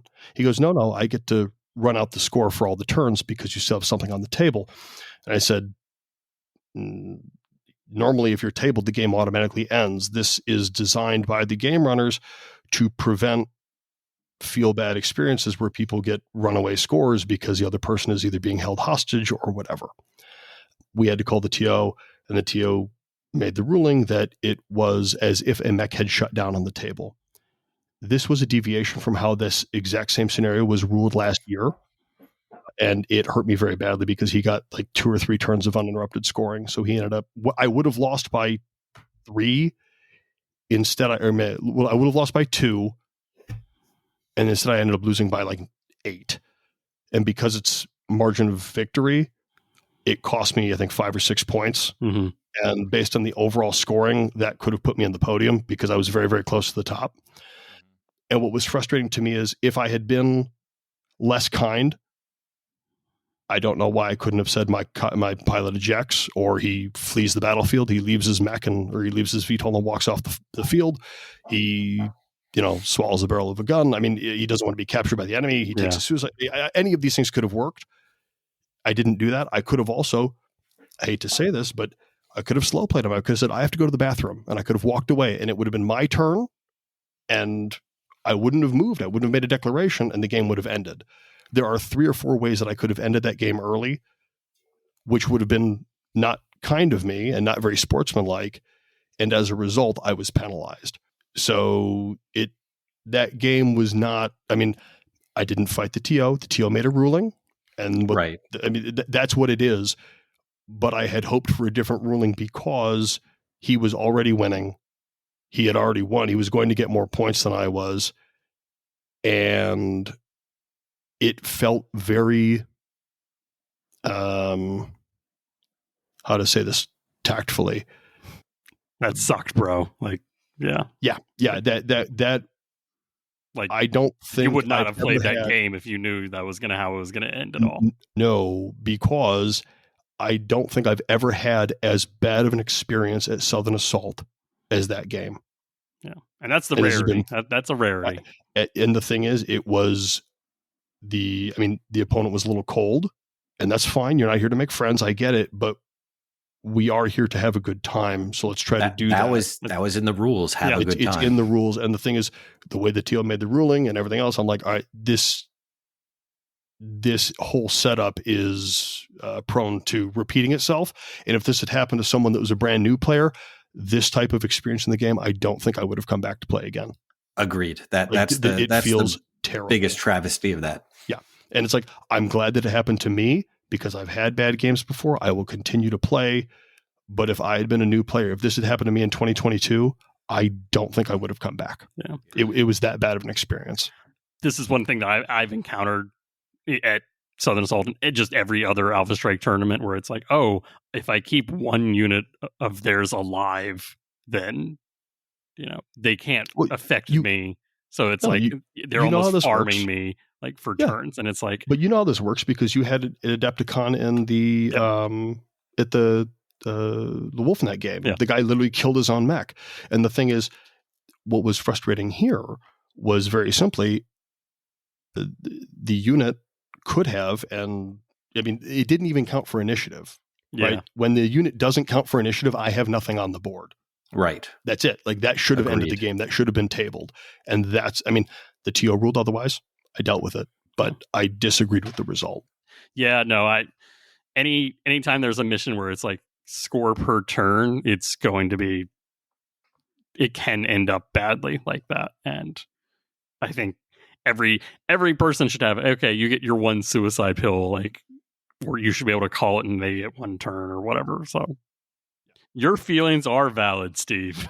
No, it's just, you had something that could move. You could do something. You could see something. You could shoot something. I literally sat there for 3 turns and did nothing. And it's like, okay, well, that's fine. Like, you literally just got 9 points. Your total turn time was 0.0 seconds. Yeah, and you got 9 points for it. Yeah, that's what felt bad. And it matters, like you said, like it was the difference between a trophy or not. Yep. And that's why I didn't get it. But that's turn 3. Should we take a break? Sure. Are you ready for action? Well, then hold on to your seats, mech fans, and turn on your local HPG station this Sunday night, and we'll bring you another exciting grudge match of Grid Iron Titans. This week we follow the Noisel Knights as they take on the Galatea Guardians to see if all the Duke's men can break through the Galatean front lines. It's sure to be a match for the ages. Be sure to tune in next week to see if the Outreach Outlaws can unseat the currently undefeated Solaris Strikers. Offense, defense, unstoppable. Grid Iron Titans where tactical excellence means victory.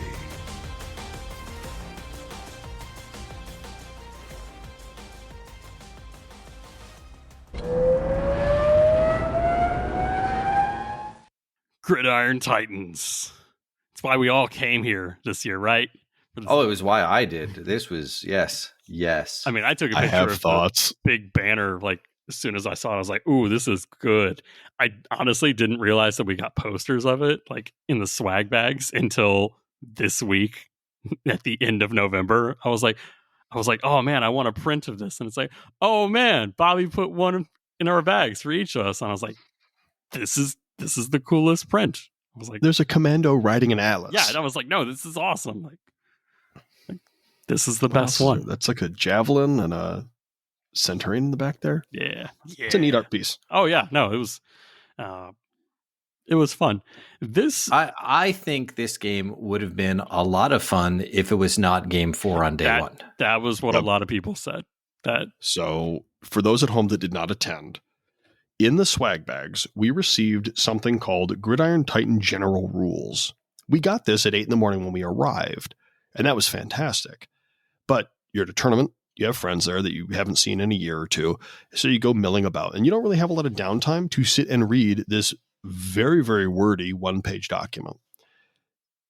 Game 4 starts, and it is announced to take that out of your swag bag and read the rule packet, and then you're given an additional sheet that had the game mode rules for the mission on it. Right. So now we've got 2 pieces of paper, both loaded with words. We've been playing Battletech for a minimum of 6 hours. We've been there longer, and it was a little rough. It was. Yeah. Yeah, I think I spent the first 15 minutes of the mission time just reading the mission. Oh, there were plenty of tables, including mine, where time was just spent waiting to talk to the TO who was answering other people's questions.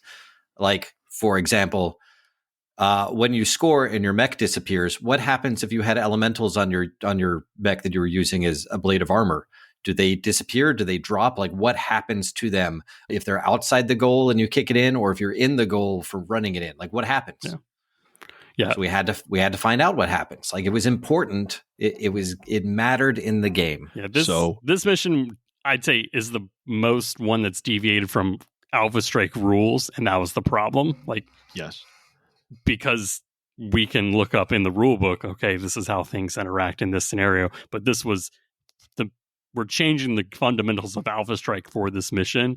I was like, oh no, there's too many weird interactions that happen. I had a nice fever at this point too. Yeah. This is game 4. Like 50% of the people are legally brain dead at their table, and the other 50% are walking dead. So for the people at home that don't know what is happening here, Gridiron Titans is a football-esque, American football-esque, for our international listeners, American football-esque game mode where we are given a 12-inch by 3-inch end zone that is broken into 3 pieces, the scoring zone and then a smaller field goal zone. We are each given a football. So there are 2 end zones, 2 footballs. Each side is given a ball. There are rules pertaining to the actions that you can take, which is either like throw the ball, kick the ball, not catch the ball, but you must declare a catch. You can pick up the ball, which can only occur at the beginning or end of a phase. There are a lot of ticky-tack rules on how to interact with this football. And your goal is get it in the other end zone. That will score you points. If you kick it in, that will get you 3 points. The distance of a thrown or kicked ball is dependent upon the size of the mech kicking it. So if you're a light mech, you can kick it 3 inches. If you're an assault mech, you can kick it 12. Because it's your size times 3. That's how far you can affect this football. So that is the overarching goal of this game mode. Again, more time, a different place. It would have been a whole lot of fun. As it was just confusing. Yep. And a lot of people I know got real mad about this. And I think a lot of that was affected by their mental state at the start of game 4, right? You're tired, you're exhausted, you just want to go home, but you have one more game to get through. And now you're given 2 pages of dissertation level complex rule sets. What I think a lot of people think would have been a little bit more easily digested is if Bobby had made an announcement at the end of day at the end of game 4 saying, in your swag bags, you have a primer for game 5 tomorrow morning. Go home and read it. Come in with your questions.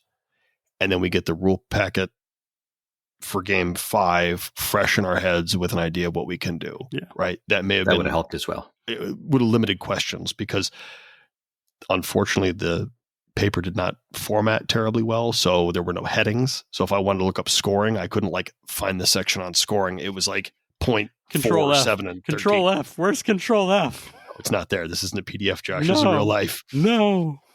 So yeah, there were, I think there's a lot of confusion. There were a lot of new terms, keywords that needed to be understood. Yeah. And after 3 games of intense Alpha Strike action, high cognition is not happening.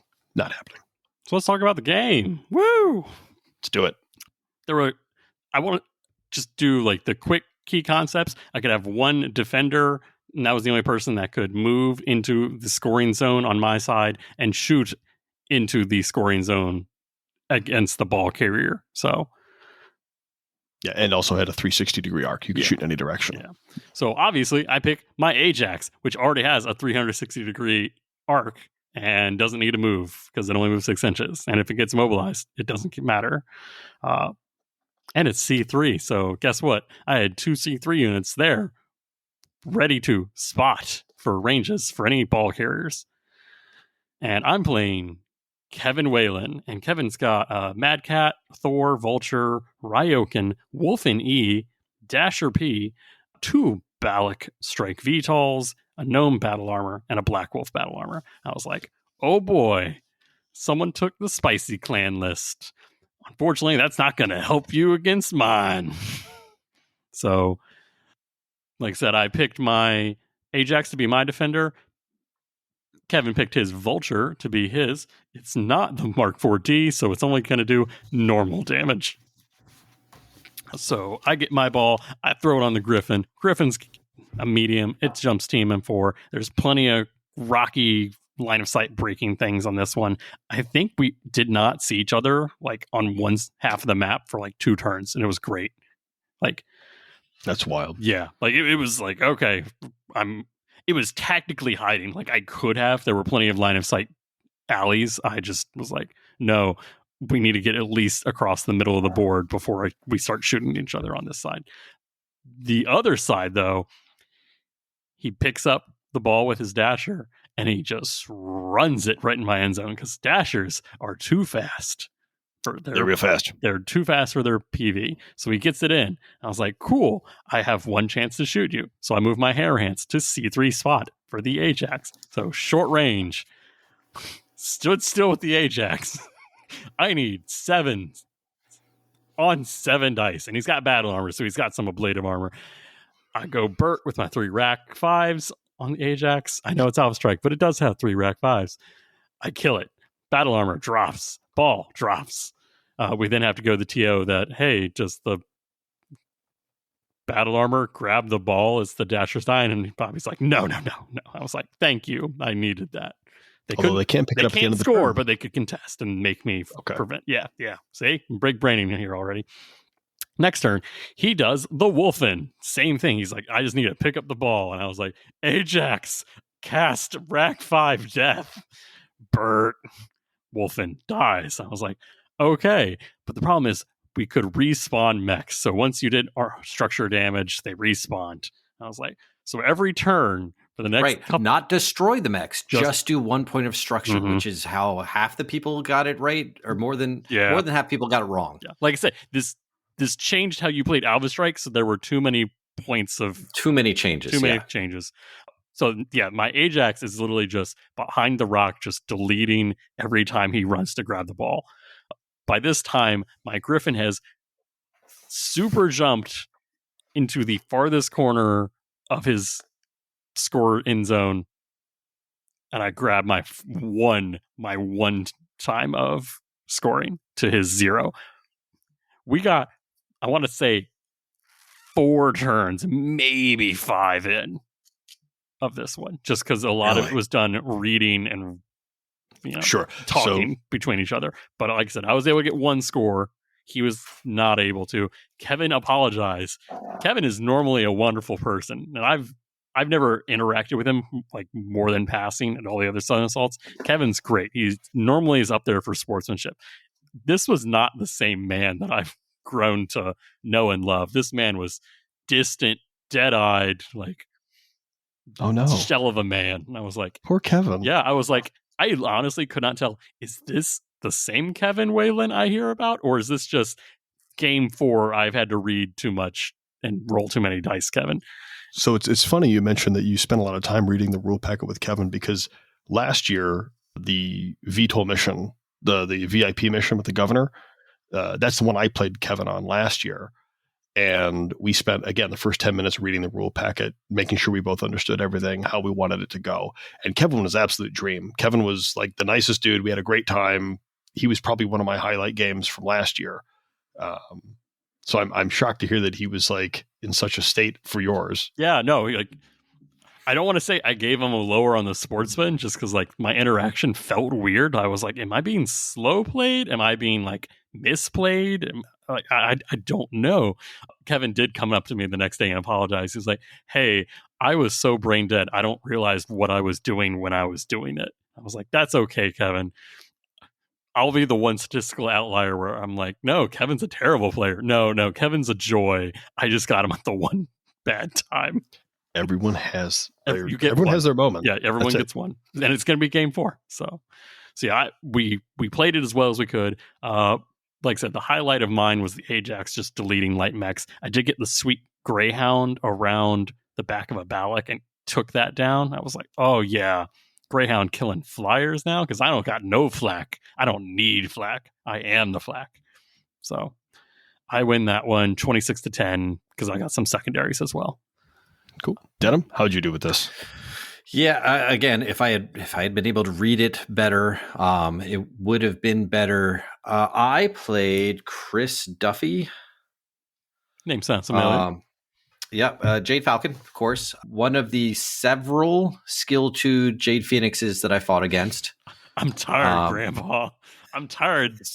Rise so Star Master. I can't. Yeah, Star Colonel. He had everything on his list was skill 4. He had Balak VTOL, 2 of those, 2 Ares medium tanks with the plasma, a Black Lantern, the Night Gear, Jade Phoenix, Hero Falcon, and Flambers. The Hero Falcon was skill 3, Jade Phoenix was skill 2, everything else was skill 4. Falcon list. I love hearing these Falcon lists. They're so it's iconic, it's like Falcon. So many of my, at least 50% of my people were Jade Falcon, and I faced at least 3 Jade Phoenixes. You fought very many humble opponents. This is very wonderful. Very many. I don't play a lot of Alpha Strike at all. If I had thought about it, I would have made my ball carrier my dasher because I could sprint. Yep. It does have elementals, so it can soak a little bit of damage, but I think what I would have done was just run it up there and punt the ball in 3 times for 9 points, because you respawn. It takes you a turn to respawn. So I'd be able to do that 3 times. Didn't think about that. So I just had my my Grendel go up there and he punted it in. So instead of 9 points, I got 3. And I didn't read the part about your most expensive mech not being your safety. So I would have, because I was like, should I use the Timberwolf or should I use the Thor? And I went with the Timberwolf. I'm actually glad I did because it does do more damage, especially with the overheat. And I think it kept the ball out of there. So, but essentially I would have had 6 more points at the end. Oh, sure. If I had thought about the whole dasher dashing trick. But that's not my style. Dash, yeah. Dasher's going to dash. Now, the thing is that the ability to both interact with the ball and sprint in the same turn was a little odd. I don't think that you should have been able to sprint. I think all your other units can sprint, but the unit with the ball shouldn't be able to sprint. That's my opinion. Here's one thing that I'm going to say that I've never seen in any Alpha Strike like format or mission factored in. there are rules for picking up things with sizes, and they even specify in the Alpha Strike rulebook flags normally are size 1. And when you pick something up, it slows you down based on how much of a size difference. So dashers should be going like half speed with a size 1 object. Right. Especially if there's already rules for it, that's better. Like, go with those because the rules are in the book. You can point at the book. I love making things that you don't need to make extra rules for if you don't have to. If there's a system in place, utilize that system. If you need to tweak that system, you can tweak it, but don't build one out of whole cloth. Anyway, Chris kept coming down the right side. I kept going up the left side. My Timberwolf and some of my faster mechs were able to stop his Black Lantern so many times. Pick up the ball, drop it, pick up the ball, drop it. My elementals kept trying to pick up the ball. I think they tried 4 times and they failed every single time. They could not get their hands on the ball just to keep it out of his hands for another turn. But I did get up there and I did score. It ended up 19-16, which isn't bad. That's pretty good. Still points. Could have been 25 though, if I had read if I was not brain dead with a fever. Right. Chris and I both agreed it was just a very frustrating mission. I think if we both had come at it fresh, it would have been an entirely different game, played in an entirely different way. So it's hard to say if it was a good or a bad game. It was a different game. That's what I'm going to say. It was a different game. Sure. Chris was fantastic. Chris is one of my favorite people because when he handed me his force packet, the last page are relevant rules for his army. So everything that's on his army that he has, case 2, ECM, the death from above rules, flak, heat, jump strong, everything that is on his sheet that is not like normal, he has in a nice bulleted list for exactly how those rules are. So we don't have to go into any rule books or anything. We just look at the sheet. That's how it works. I love that. Full marks. This guy was fantastic. Yeah. And that's the best way to do it too, because especially if you have a new player, like where's the reference for that? Where's the source for that? What do I have to look up? Hold on. How's this rule work? And that just slows the game down. And that's great. That's great that he was proactive in doing so. I should probably start doing the same. I am going to be doing that from now on. Like always. I loved it. So my game 4. Thank you, Chris. Oh, sure. Game 4, I played Matt Brady. He brought a Wolf in Exile list. It was a classic mix of ECM and energy. He had a Firemoth H, Wolfhound 3S, Piranha, Battle Cobra Prime, Axeman 2N, Stormcrow B, Daishi C, Timberwolf E, and a Thug 11EB. Ooh, I know that one. My concerns for this game, the game mode. It's not his list that I'm fighting. It's the rule set. Right. My strategy, I had to dig deep and take inspiration from the words of late John Madden. The person who ends up with the most points at the end of this game will win. That's it. Scoring more points than your opponent, that's how you stop them. That's how you win. The execution of that plan, however, was just cats and dogs living together. It's mass hysteria. It was an absolute Charlie Foxtrot. Tell them about the Twinkie, Steve. What about the Twinkie? So I elected to make my Charger SA5 my safety because I figure he's fast enough. He can kind of go in and out wherever he needs to go. He's got 5 damage. And if I really need to, I can run into somebody with the assault and do a melee attack if I have to, right? Yeah, that was my thought process. It had 1 extra armor over my Phoenix Hawk, and I figured jumping with the safety was probably a bad idea because then it would be harder to shoot. So we let that go. I did most of my shooting or my ball moving with the Condor. So most of the ball moving was done with the Condor. That's because it was an 18-inch hover. And again, we talked about this earlier. We could sprint with these things. And because this thing had reflective and AMS, this little tank was a tough nut to crack. Absolutely did the work for me. So turn 1, sprinted. Because it's only 18-inch hover, it couldn't make it all the way across the map. So I hid behind a rock. Next turn, dunked it in. He got a little bit overzealous, and his safety was too far up. He had a Timberwolf as his safety. He moved a little bit too far up, so I managed to put it in a zone where the safety could not see it because of a rock formation. Oh, man. So I got a full 7 points on turn 2. And after that, it just became a knockdown, drag-out brawl. Unfortunately for Matt, he had some sort of voodoo curse put on one spot on the table. There was one spot, a little clearing between all the terrain that he was able to roll into. This poor man rolled 6 3s in a row. I even offered him my dice, and then he rolled more 3s. And I'm like, how is this possible? They're hitting the table. They're not bouncing. They're just hitting the table, stopping dead. Like that scene from Lord of the Rings when the ring just drops and doesn't bounce on the floor. The dice were doing that, just dead.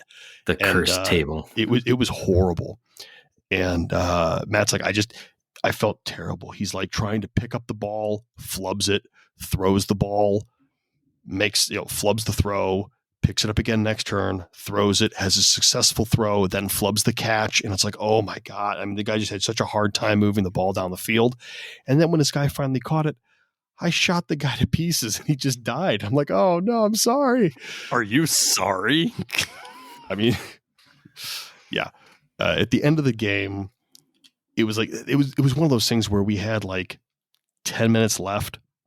They call like, hey, last 15 minutes, last 10 minutes, like wrap up your turns. And he's like, can I try, like the ball is on a dasher. And he goes, would you mind if I took one more turn to try to run the dasher in?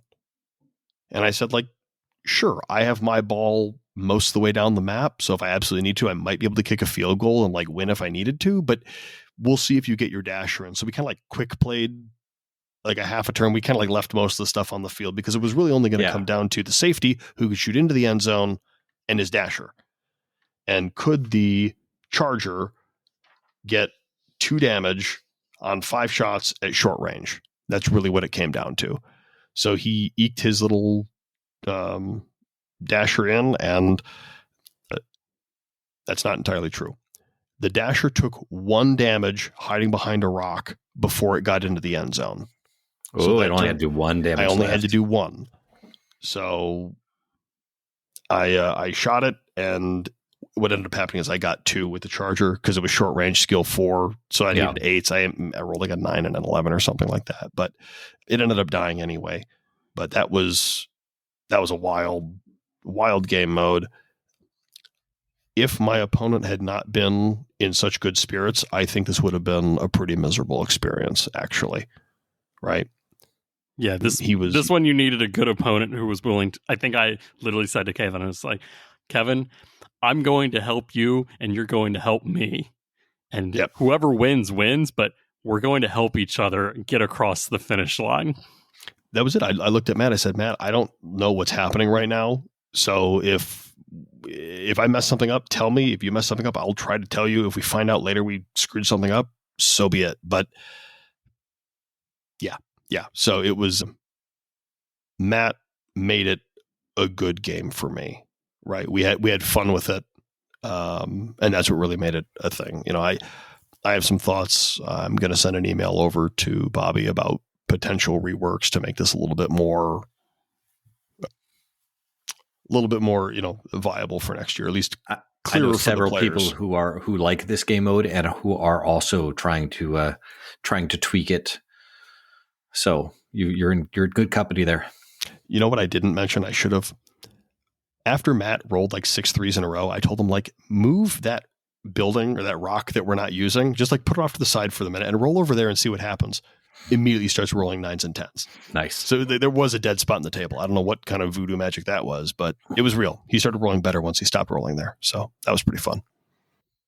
Crazy. Yeah. All right. So then we sleep. We try to sleep at least. No, we get Mexican. Oh. And then we drink. And then we sleep. You guys do that. I am not feeling well. Denham's dying. I'm sorry you didn't feel well, Denham.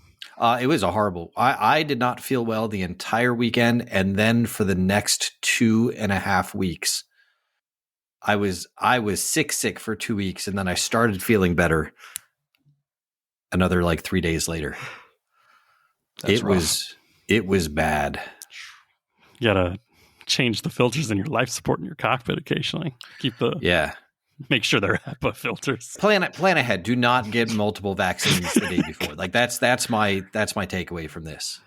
But you are now more prepared to take on the shingles virus. Right? More prepared. Not immune. She's not immune, but more prepared, more immune. Anyway. Then we come back again. I don't go hang out with you guys. That's okay. You only missed a lot of drinks. Jason Hansa spilling alcohol. I mean, so normal. It was an entire pitcher of margarita. Although it's funny because I've been there, done that with Hansa. Like this is. Oh, this is just what he does. This is a normal weekend with Hansa. It's great, and the best part is I actually think he took the blame because I said something at the table. I don't think he's actually the one that knocked that margarita pitcher over, but he doesn't care. It doesn't matter. It's now Jason's fault. It was between Jason Hansa and Rich, like two likely suspects. I don't right? think it was Bob, and I don't think it was Ben, but it could have been. It could have been. I think it was that quadruple of people over there. Some usual suspects for shenanigans. Those are 4 people you don't leave unsupervised at the end of the table. But no, it was great hanging out with everyone and having dinner and putting some more names to faces. That was like I was in pain. I was not having a great mental time. I had so much fun meeting people who fans. I had so much fun. Everybody I talked to got if they didn't already have a set, got a set of dice. All of my opponents got a free salvage box because Smoke Jaguars are just violent and they leave salvage scattered all over the battlefield. So, everyone got a free mech random. I enjoyed that part so much. Like that was the best. It is the best. That's why we go. Right. So we make it there and we see the standings. I hate that I'm tied for second start of day 2. And I was like, I do not want to be there. I want to be, up there, but I don't want to be top tabling again start of the day. It's too much pressure. I don't handle that pressure well. Well, you can only go down. I can only go down. You can only go down. Also, there's 3 other people tied for the same points as me right there. But it be what it be, folks. So I'm playing James Hemstock. I didn't look at the standings because I was told to be there at 8:30. So I showed up at 8:30. Or 9. What was it? There was a time on the sheet. Time at the sheet said 8:30. But it was the same time change weekend, so sometimes people get confused. Yeah. So it was actually we started at 9:30. Yeah. Oh. Whatever the time was on the sheet is when I showed up. That's when a lot of people showed up, but not everyone. No, that's not true. Because I got there like 2 or 3 minutes before the time on the sheet just to make sure. Like I was in there ready, but everyone else had been playing for 15 minutes by then.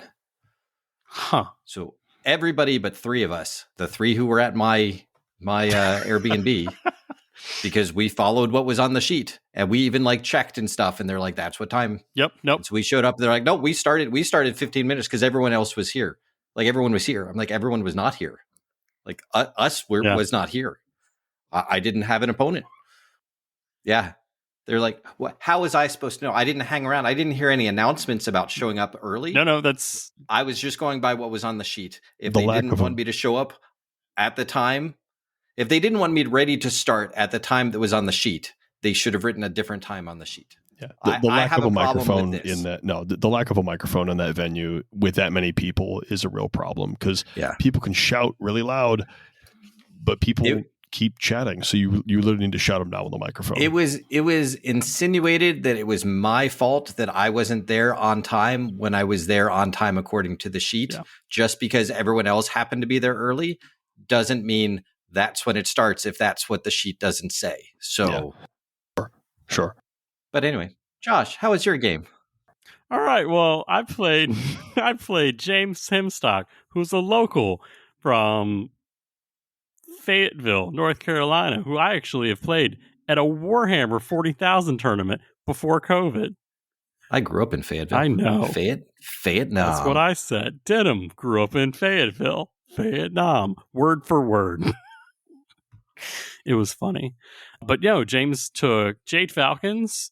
James took a Gladiator, a Ryokan, Man of War, Blackhawk, Thor, Dragonfly, Vulture, and then one Elemental. This sounds very similar to when Denham played him in game 2. Oh, yeah. Look at that. All skill 3 mechs and a skill 4 elemental. Yeah, this one was the VIP mission where there's 2 downed VTOLs and 2 infantry objectives next to them. This is normally my best one. But the map that I was on was really fighting against me. It was all woods. And James is a very good player. James is a very good player. I think he knows what he's doing. James won best general last year, I want to say. Yes, he did. Yeah. So, no. I already knew I had it in for me. And I already had too much pressure because I looked on that score sheet. And I was like, oh no. But yeah, so the map is all woods. Like the woods are line of sight blocking amounts of woods. And they're all one elevation. So there's not really like, oh, I can look over. Nope, you're just looking through woods. So my C3 is not as effective here. And I'm like, oh, what do I do? And I was like, well, I have 2 options. I can put all my forces on one objective, take that, and we play for, the 50-50 chance that one of us has the governor. Or I could maybe split my force and get lucky and prevent them from getting anything. And I decide I'm going to split my force. And you know what, folks? That was the dumbest mistake I made at Southern Assault 4. Never split the party. Never split the party. Yeah, because I out-tunned him by like a whole lot. And I could have just held on to my one objective and not fought. Because I didn't really have anything fast enough to really get... All of his units, though, do like 5 damage in short and medium. Yeah. Like all of them. And they're all skill 3, so they're all hitting better than I am. Yeah. So I don't really have any advantage besides tonnage and more... Yeah, just a few more units. So yeah, I decided, like the big dummy I am, game 5, to split up, put my Hammer Hands, my Hatchetman, and Wolverine to go play interference and maybe take his objective. They can't get there in one turn, so I don't know what they're gonna do. Yeah, they got shot on the way. The Hammer Hands scrapes away. The Hatchetman jumps away. Hatchetman does get one good shot in, and I think does a mobility hit on his Gladiator, but that was it. The rest of my force is just trying to hold. They're running their 2 infantry guys back, which means I have to get rid of my Kodiak. Get rid of my Griffin, because it's fast. It can take an infantry and jump away with it. And my Greyhound grabbed one, ran it back, dropped it, passed it to my wounded Battle Axe, who had tried fighting in the middle. And I was like, Battle Axe, you're already out, so you might as well grab a guy and go. Battle Axe dies before he could grab it, so the Gunslinger had to fill in. I was like, this is not going according to dice plan. So yeah, by the end of it, I've got my Greyhound and my Infiltrator on my objective. His entire force, because all he needs to secure the VTOL is a single unit, so he's just got an Elemental holding it. The other 2 have been taken away by the Dragonfly and the Vulture, so his 2 cheapest units. Now his entire rest of his combat force is coming for me. And it's like, great, Greyhound, you're good. You ain't that good. Greyhound takes down the Nova. Nova, knowing it's dying, overheats, does 8 damage. Greyhound dies. Infiltrators die. So by the end of it, he gets both VTOLs and 2 things, and I just get my 2 little infantry off. James did good. I just screwed myself, and the map did not help me. If anything, the map got in my head and was like, oh, my C3 don't work, so I can't use my tactic that I know works. Right, and so that's the point, is that he did have 375 points, and you had C3 units who couldn't use C3, so that's already...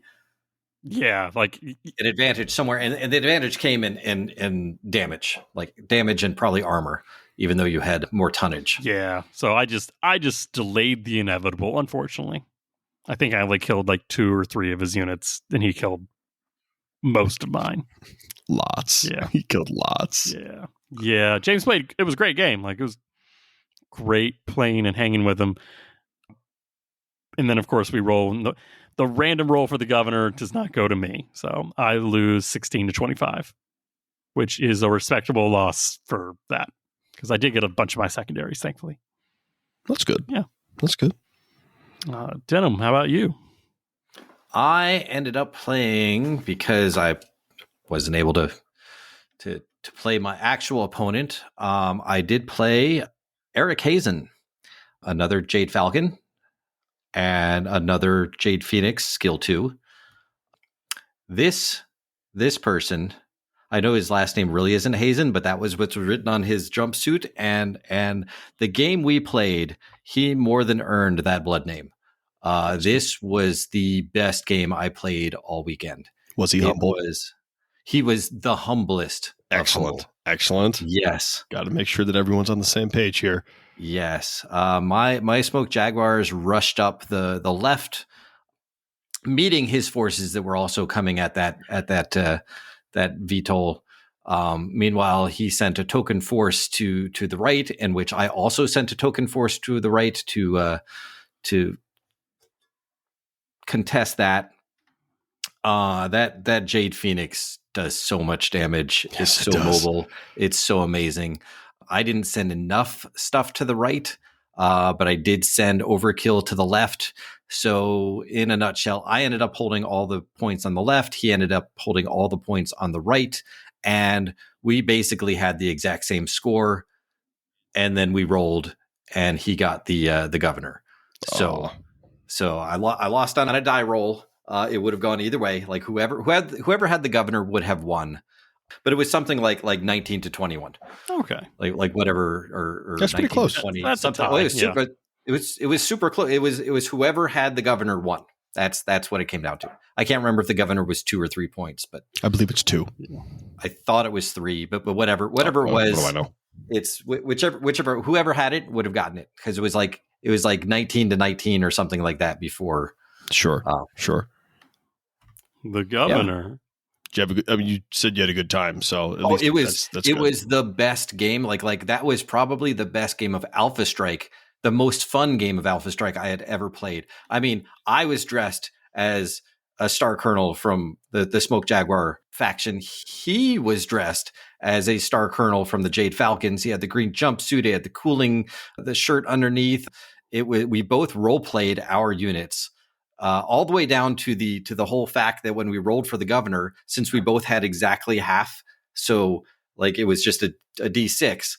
Since I was Smoke Jaguar, I come from underneath, so I roll low. He's the Jade Falcon.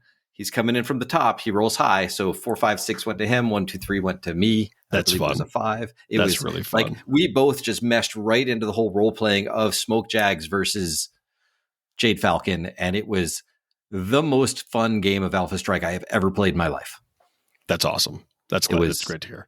It's fantastic. Especially given when you're saying you weren't having a great day after the first day, you weren't feeling well. The way that the day 2 started and the way that game ended were 2 totally different heights on that emotional scale. Well, that's good. I mean, it's always nice to hear something turn around and go positive, right? Yeah, that's great. It was fantastic. So Strange Twist of Fate. 10 out of 10, I would play against him anytime. Nice. Good. Steve, so, yeah, did you continue the tradition of us losing game 5 where we split our forces and go for both and don't do well enough out of either? Strange Twist of Fate. I played Inigo Montoya for my 5th game because I fought Matthew Brady for game 4. I played his son, John Brady, for game 5. I killed his father, and I should have prepared to die. I did not die. He brought a Clan Jade Falcon, honorable force as it was, a Hunchback 2C, Firemoth B, Nova Prime, Marauder 2C, Nightjar Prime, Summoner C, a J. Edgar Hover Tank, a Piranha, a Dragonfly A, and a Mercury 99. This list is pretty optimized. It's pretty efficient. And if I left this thing alone, it could very easily spiral out of control. And he's got a little bit more units than I do.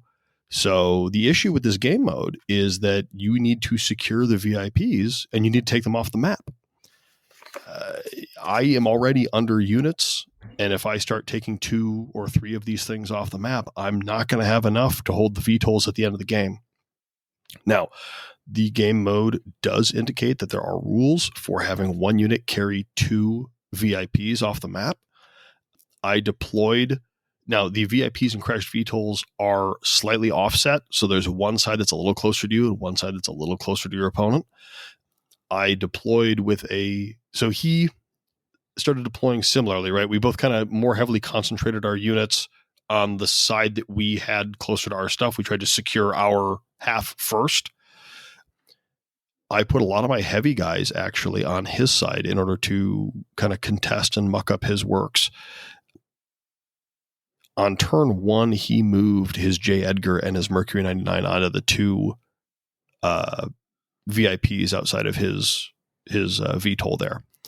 I had the Mangonel and the Charger and the Wendigo, all of those dumped into that Mercury 99. I needed 1 more damage to kill that Mercury because it's got 2 armor, 2 structure. I needed 1 more structure damage to stop it, and that would have totally swung the game. But I didn't get it. I didn't get that hit. And on turn 2, both his J. Edgar and his J. Edgar and his Mercury just rocketed off the map, taking both VIPs. The question was in my mind, would it have been better to shoot the J. Edgar to try to get the motive crit to slow it down? The problem is there was terrain in the way, and it made it a harder to hit number by 1, right? So it was like, do I go for the motive? Do I go for the, do I play the odds and try to kill the Mercury, or do I, try to get the motive crit on the hover tank? And maybe I should have gone for the hover tank, but either way, he gets those 2 off on turn 2. My turn 1, I fly both my VTOLs to my downed VTOL and land them in order to pick up my VIPs because there's no sky hooking. So they land, they pick up the VIPs, and thankfully he sent a very token force to come harass me. And with the VTOLs landing, they still had TMM4 because they flew that turn, right? They just lost their airborne. So they went from TMM5 to TMM4. Still get your TMM. Yeah, and the Red Kites have 4 health as well, 2 armor, 2 structure. So he did a couple of pot shots, but he didn't hit anything. Turn 2 is when I made the smartest play I think I could have that really helped pull this around for me. I took my 2 VTOLs, I flew them in a spot where he could not possibly see them, and they both landed and dropped off the VIPs. I then moved my blade over to pick up both VIPs. Nice. And he's like, oh, your VTOLs fly off the map? I'm like, no, they don't. Nope. He's like, what? I go, no, my VIPs are not leaving the map. They're landing here. He's like, oh. But he had already assumed that because he didn't shoot them turn 1, on turn 2, he moved all of his stuff away, thinking that the VTOLs were just going to be gone. And there was no point in trying to chase them down. So what that did is I took 1 blade that had already taken a couple points of damage. It fled the field at the beginning of turn 3, securing 2 VIPs, and my VTOLs could stay in the game and continue to harass and fight, right? Really what happened after that was a knockdown, drag-out fight, fighting around his VTOL. There was a lot of, not time wasting, but a lot of like shots through woods. We're both playing pretty cagey because it only matters who's got how much on the last turn, right? You don't get points for holding the VTOL unless you hold it for 3 turns total. Right. I landed one of my VTOLs on my VTOL. Let me rephrase that. I landed one of my Red Kites on the crashed VTOL to have it, right? And that worked out great because he didn't send anything over to really harass, other than his Dasher made a half-hearted attempt, but never really committed to the point where I needed to be worried. So my other VTOL flew across the map, harassing people here and there. At this point, he was convinced that I had cursed his dice just like I'd cursed his father's dice. I wish I had some voodoo satchel in my pocket that I could make your dice turn to garbage, but I did feel pretty bad. He missed a lot of shots that statistically he shouldn't have. And like we were talking about earlier, sometimes the dice are in your favor, sometimes they're not. It's how welcome to Battletech. That's it. It's how the game works. 2 turns from the end. This is where it gets interesting. 2 turns from the end, he overheats his Night Cheer, right? And he puts a lot of damage on my Wendigo, and that's not great. But what ends up happening is this bites him in the rear because I had taken one of the other VTOL and I was flying it at level 2 above the crashed VTOL, and he wings it, and it becomes immobilized. So it lands and crashes, but it's within 2 inches of the VTOL, so it counts as contesting and claiming now. And because the Red Kite has a turret, it's still an effective fighter. This is great. He makes one big push at the very end, trying to get his guys to the VTOL in order to claim it. He's got too many big dudes, right? The Marauder 2C is too far away. The Summoner can't quite make it. I think the Summoner might have been dead at that point. The Piranha got in, and he was going to sprint his Nightjar in order to contest, and I would have had to kill it. But I said, you overheated the last 2 turns. You did extra damage, right? You can't move that far. You don't have the base movement in order to sprint that far to get on the point. And he's like, oh no, I did overheat twice, because he's trying to kill my stuff. Mm-hmm. And that's what ended up doing it. The Nightjar could not get within 2 inches of the objective. So that's a trade-off, because now, yes, he's not going to sprint, so he's going to shoot. And I've got a lot of my stuff is real roughed up at this point. I've taken a lot of damage. So having that, Nightjar in the shooting phase as opposed to just contesting generally, you know what I mean, was a dangerous trade-off for me. But thankfully, his cursed dice held out to benefit me. That Nightjar shooting did not kill my stuff. The Piranha killed the VTOL, which was a little bit of a bummer, but at that point I'd moved up my other 3 units. I easily mopped up the Piranha, meaning I held both VTOLs crashed and 2 VIPs off the map. I did very well that game. Unfortunately, apparently the dice curse only works when the game is running. When we rolled for the governor, he ended up having the governor, so we got 2 extra points. So it could have been 25-14, but instead it was 23-16. Still a respectable win. Really had a good time. John knew what he was doing. He, it's funny because his dad was saying, "Oh, my son's really good at this game, and he keeps beating me." I'm like, "Oh, that's I'm sure he's very good." And I finally got to play him the next day, and it was pretty funny. So, overall fun game. I like that game mode a lot. That's one of my favorite game modes to play. But pretty exciting stuff, actually. Cool. Cool. We've got one more. We're all done. Yeah. Like everyone's ready to be done at this point. Yeah. Thankfully, it's low brain power for Game 6. I'm playing, or Game 6 is cross the halfway point and don't let your opponent do the same thing. So you're just trying to get your stuff on their half of the board and stop them from getting on your board. It's pretty easy. I've done it with the Super Heavy. You can do it with anything else. So I'm fighting AJ Babcock. I want to say they're fighting Ice Hellions.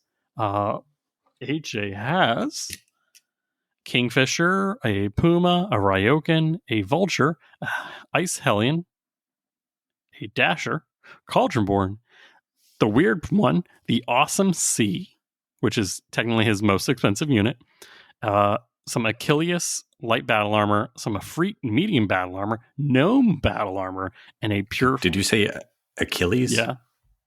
Okay. Why? I thought you said Achilles. No, it's okay. Achilles. It's a U there. Achilles. Oh, that's what I was asking you what it was. Oh, so Achilles. It's Achilles. Okay. Yeah. It's not Achilles because Achilles is ease. This is Achilles. Yeah. All right, I'm just checking because I was not familiar with what you said. I mean, I wasn't either when I saw it. And then lastly, he has Purifier Adaptive Battle Armor, and because he's clan, all those are Squad 5. And I was like, I don't know if I like Purifiers at Squad 5. That sounds pretty dangerous. Yeah. It's nice. Yeah. But yeah, this was a weird one because it's all clan and I'm all Intersphere and I'm slow and he's fast. So I'm like, what are we going to do? Because we're playing on the most open map possible. Like it's the only line of sight blocking is little crystals. I played on a lot of crystal maps. I'm okay with it. I love the crystal maps. It's just they were all scattered really well. There were like only 2 or 3 like good like hard line of sight. The rest was like you can block line of sight to 1 unit and that's it. Yeah, we made, anytime I was on a crystal map, we just made the crystals like woods. It was just clusters of crystals, so we treated them exactly like woods. Yeah. We did not. That's fine. That's not Yeah, that's fine. It's you have to talk about that before the game starts. do every time. You've got options. Yep. But yeah, so I'm like, all right, I'm going to move. And AJ was like, I'm also going to move. And I'm pretty sure I played AJ game 6 first Southern Assault. So this was a fun, redo. So I just move all my guys and we hide and cover, and he moves all his guys and they hide and cover. And we do that for 2 turns. No shooting. We just move. And by that point, we're just pretty much at the midpoint. I'm slower. So he's fully crossed the middle point line. And as soon as I get my Ajax to the middle, I'm like, okay, everyone else, they hard left, they NASCAR into him because I won initiative. And I was like, I need like 2 units to just kill something of his. I don't want this to be fully letting him get his stuff where they want. So I run the Greyhound and I want to say the Griffin or something else that does a little bit of damage.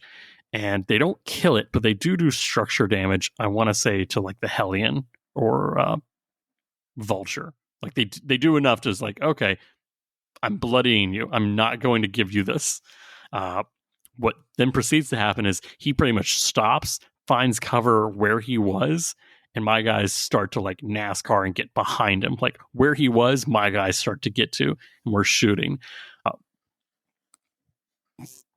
It was tough because, like I said, there wasn't a lot of good like cover for me to make a like fire base. Like I just literally get across the line, hunker down, wait for reinforcements.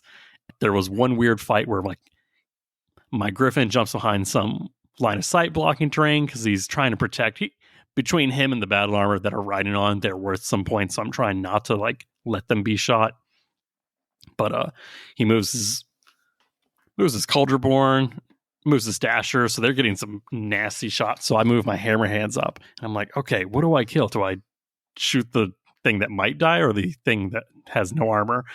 I shoot the Cauldron, do some damage, don't get internal. He then next turn runs his Dasher around, and I'm like, oh boy, you've ran right into my giant C3 net. He knows it's there. He's just like, oh, well. What I heard was, you've just activated my trap card. Felt like it. And honestly, that's what the C3 felt like. Like when it worked beautifully, but it didn't work perfectly every turn. It's just, yeah, it wasn't consistent. No, but I mean, that's fine. Like I don't want C3 to be super overpowered, but this is the only turn that I just walked my Hammerhands, walked it out, C3'd short range from the Ajax. I don't think the Ajax could see him, but it had range. It could see, but the arc was not good. It was the Battle Axe. The Battle Axe had the range. The Ajax could not see. That's what it was. Because you need line of sight to C3. For Alpha Strike. For Alpha Strike. Correct. So the one time my skill 3 Hammerhands walks, and I'm like, cool, short range to your Dasher. I need 7s. I was like, oh, it felt so good. Dasher gets deleted, and then his Ice Hellion tries to do the same thing. I think I had MP hit the Ice Hellion, so it lowered its TMM, and I was like, oh man, is this going to happen? My infiltrators drop off, and they get the rare, all right, we need like an 8-up or something to anti-mech on the rear to kill this. And it's like, yup, you got it. You killed an Ice Hellion with your 1-point damage battle armor unit in the rear. I was like, this is going pretty well right now. And hey, if it works, it works. Yeah. And of course, I had to feed him the Wolverine. And I think I had like teased him with a little bit. My Greyhound had no armor left with no structure damage for scoring purposes. I was like, that's good. You can lose all your armor, you just can't take into structure to be crippled. So I was like, as soon as things start to get weak, I would cycle them out, kind of like you did early on, Steve. Yep. Like that, you have to be cognizant of how much damage is my unit taking. Is it worth more points to keep doing damage or to score? So by the end of it, it was close, but I eke out a 20-17 win. Good. Yeah. Respectable. All right. What about y'all? I have no idea what my opponent took.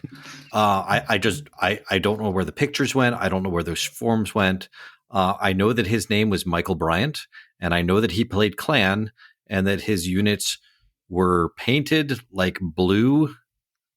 They were blue, had like an orange or red red symbol on there. That's all I got from this. The post and Craigslist and the misconnections thing. Exactly. Yeah. We just started this was a moon map, and my camouflage looked so good. It's probably why I don't know what his sheets are. Instead of taking pictures of his sheets, I was taking pictures of the map with my mechs, and they looked awesome on this map. It was fantastic. Yeah, it was. Because I was totally playing with perspective and everything. It was fantastic. But my forces moved up. His forces moved up. But he got a lucky long-range shot off on my Timberwolf, which is the highest unit.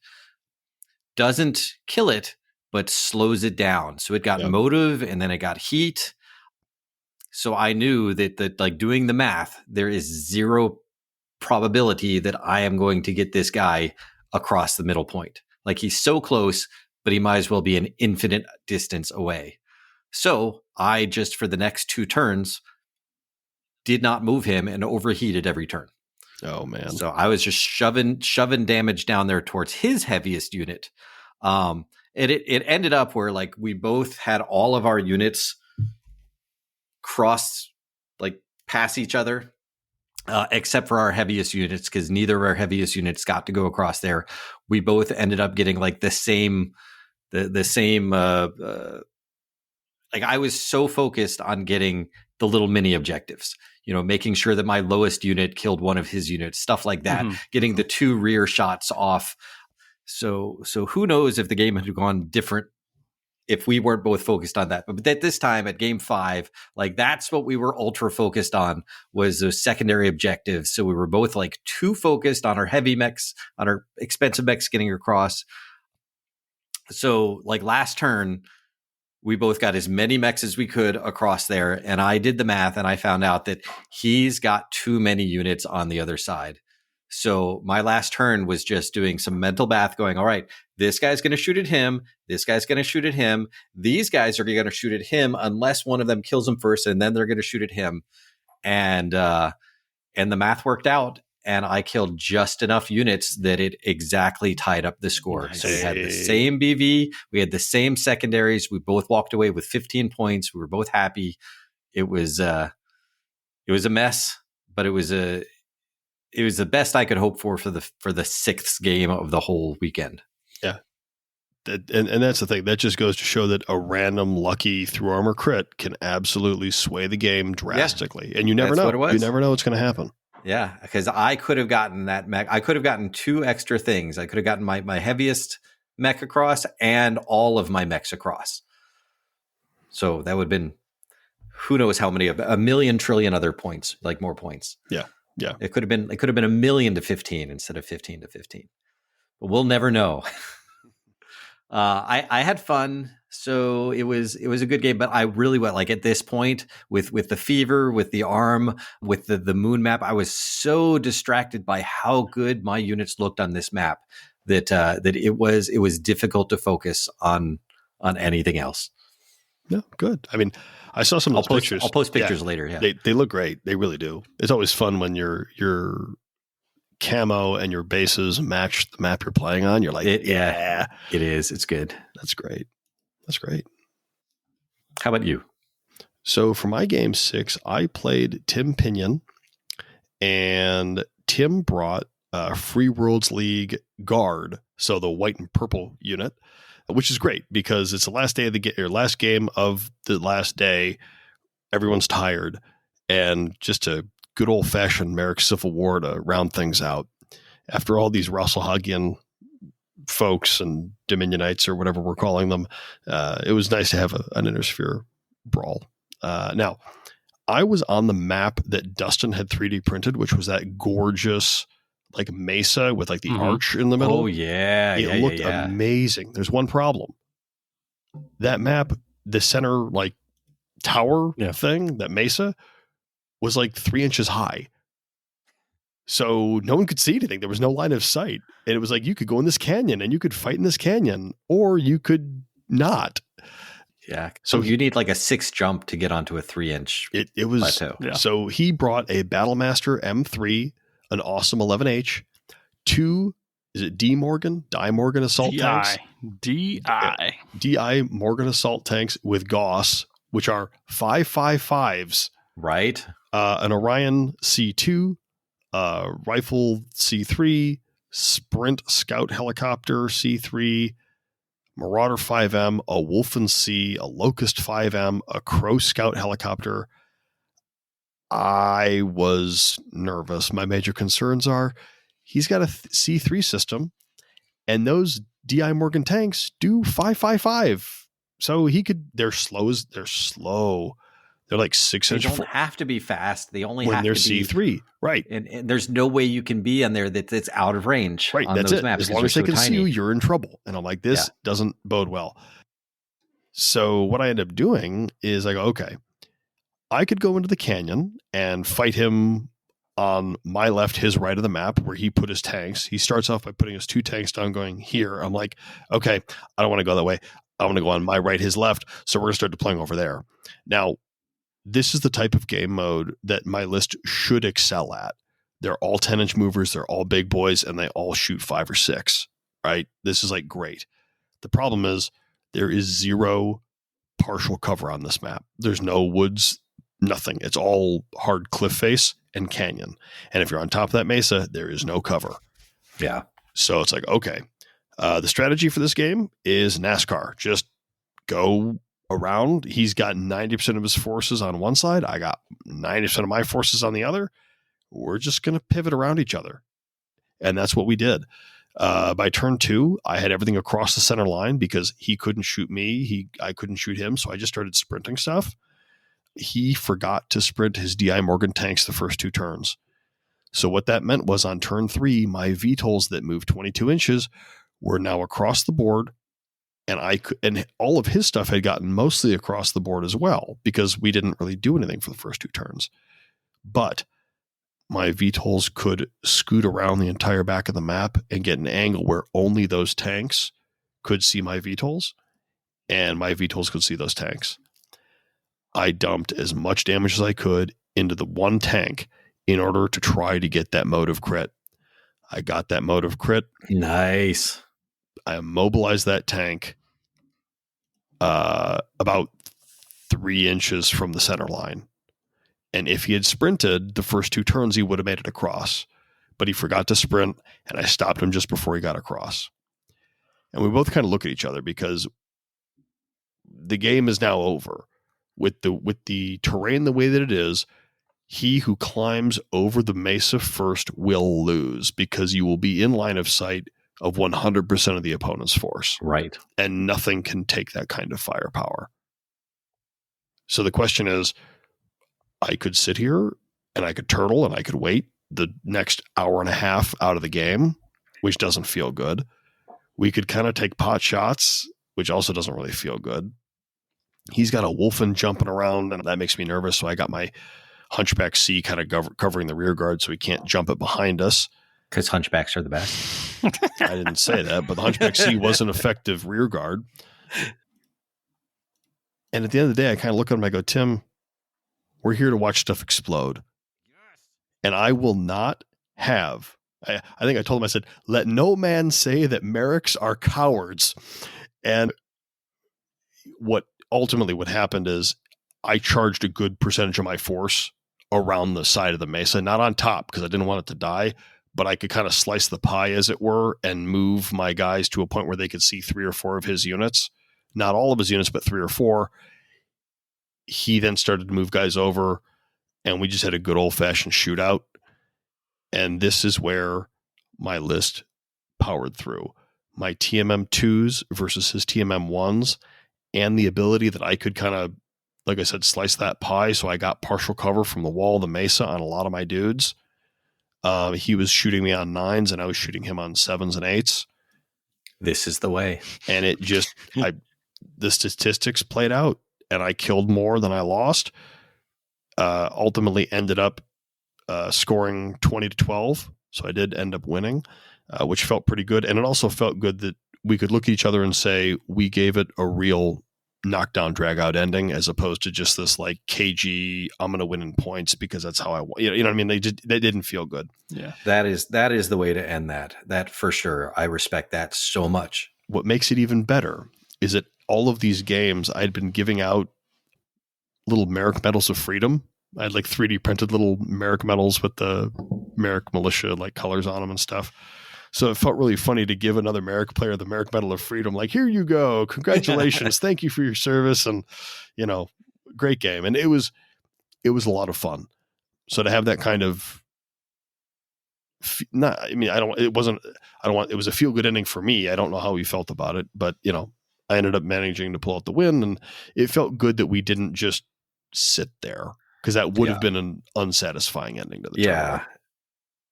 It's a hard one because, I mean, just in our small sample size, we all three of us literally NASCAR'd, and we just all had to make, this is the turn where I don't want to NASCAR anymore.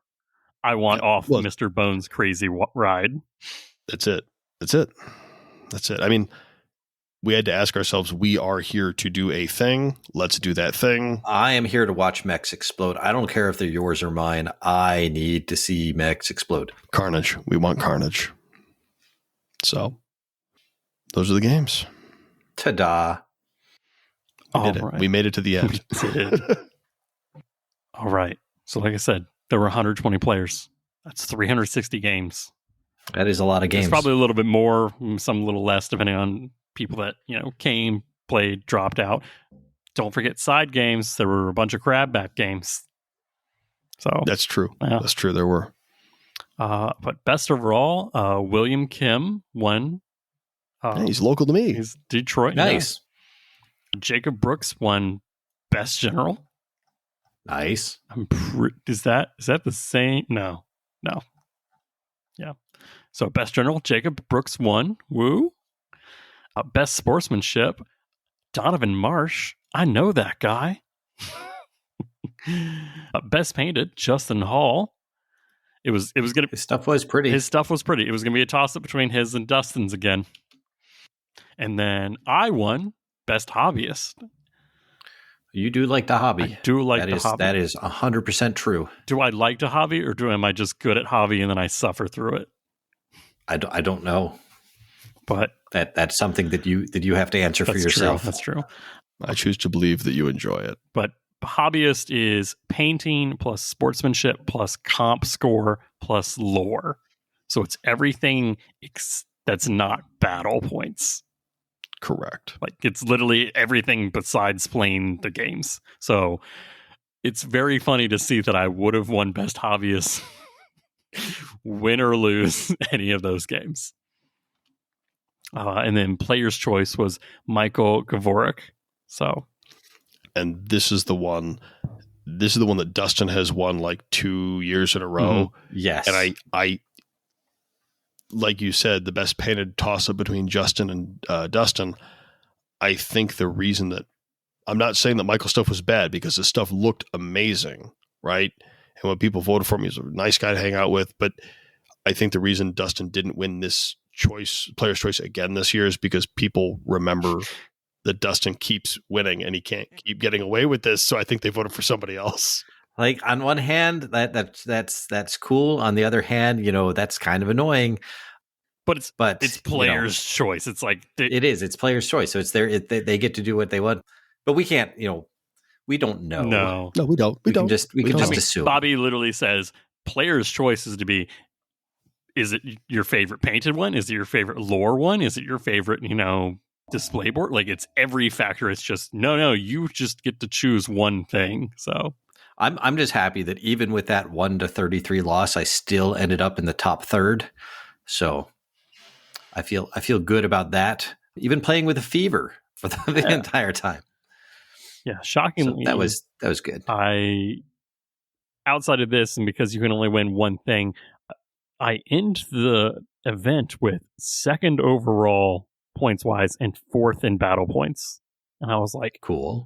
That's respectable. I'll take best hobbyist though. Like it feels good to win Best Hobbyist. It's like, I painted pretty, Dad. Are you proud of me now? How did you do, Steve? So when Bobby calls for prizes, he reads off all the podium positions first. There was one person in front of me, and then I was the next person. So I was right up there at the top of like overall scores. Mm-hmm. And that's where, any one game, if I could have like the first 2 games that I played were very, very good, very close, very fun games. But if I had a little bit better dice luck, could have eked out a couple more points. If something had gone another way in a different game, could have gotten a couple more points. Yeah. It all matters. All matters. Yep. I did very well in the overall scoring. I did very, very well. But you did well enough that you're almost mad that something didn't go one way. You know what I mean? It's no. You're like, so close. If anything had gone different, it could have been a totally different story. So did well. Pleased with how I did. I think overall I was, after you count all the medal positions, it was like 9th or something. Mm-hmm. I have to look at the whole sheet to double check, but very high up there. Well, that just goes to show that your last year's win was not a fluke. Like, you are good at this alpha strikey stuff. I guess. Yeah, that feels good. The vindication is there, right? Or the validation, rather. He needs this man. He needs this man. Look, man, there's a lot going on in life, and I'll take any, boon I can get. All right, so let's do a little overview. Real quick, I wanted to shout out because Dave Goldbishop did technically vet all the lists for approval or not, and he posted like the faction spread. 42 Inner Sphere, 56 Clan, 26 Merc. So, yeah, so that's a lot more Clan than what I expect, but it's also... I don't as think opposed it's surprising. To Inner Sphere. Yeah. You think that more people are going to take Inner Sphere? Like, the clan mechs are just so efficient. They're just so efficient because you get to have attack and mobility with the clan. You don't get as many units, but you get better units. But you don't need more units than them because again, this is just the nature of how Southern Assault is organized in this type of game mode. You're only going to get so many turns. Right. So the XL engines on the clans don't matter as much because if you get into structure, then you're probably dead. That's fine. But if you can put out 2 times, 3 times the firepower, you will be taking more things down in a 4-turn game, maybe a 5-turn game if you're playing quickly. You know what I mean? It's the TMM though. If you can hit them, yep. If you can actually hit them with the 2 or 3 more times more firepower, then yes. But if you can't, then if you can get on an objective with a high TMM and they can't take you out, that is not mobility. That is momentum in your favor. There you go. For sure. Yeah, the Merc one's weird because it's like Wolf Dragoons you throw in there. And it's like, I know some of the Wolf Dragoons were like Timberwolf, Jade Phoenix A, like that kind of stuff. So it's like, yeah, a lot. Even the Inner Sphere mechs or units, as we saw, had a lot of clan mechs in there. A lot of them. I had no clan. It felt fun. X to doubt. I mean, technically, the Greyhound for this year is mixed tech, but I was about to say that Greyhound has some clan tech for sure. So I'll call you out on that. Yeah.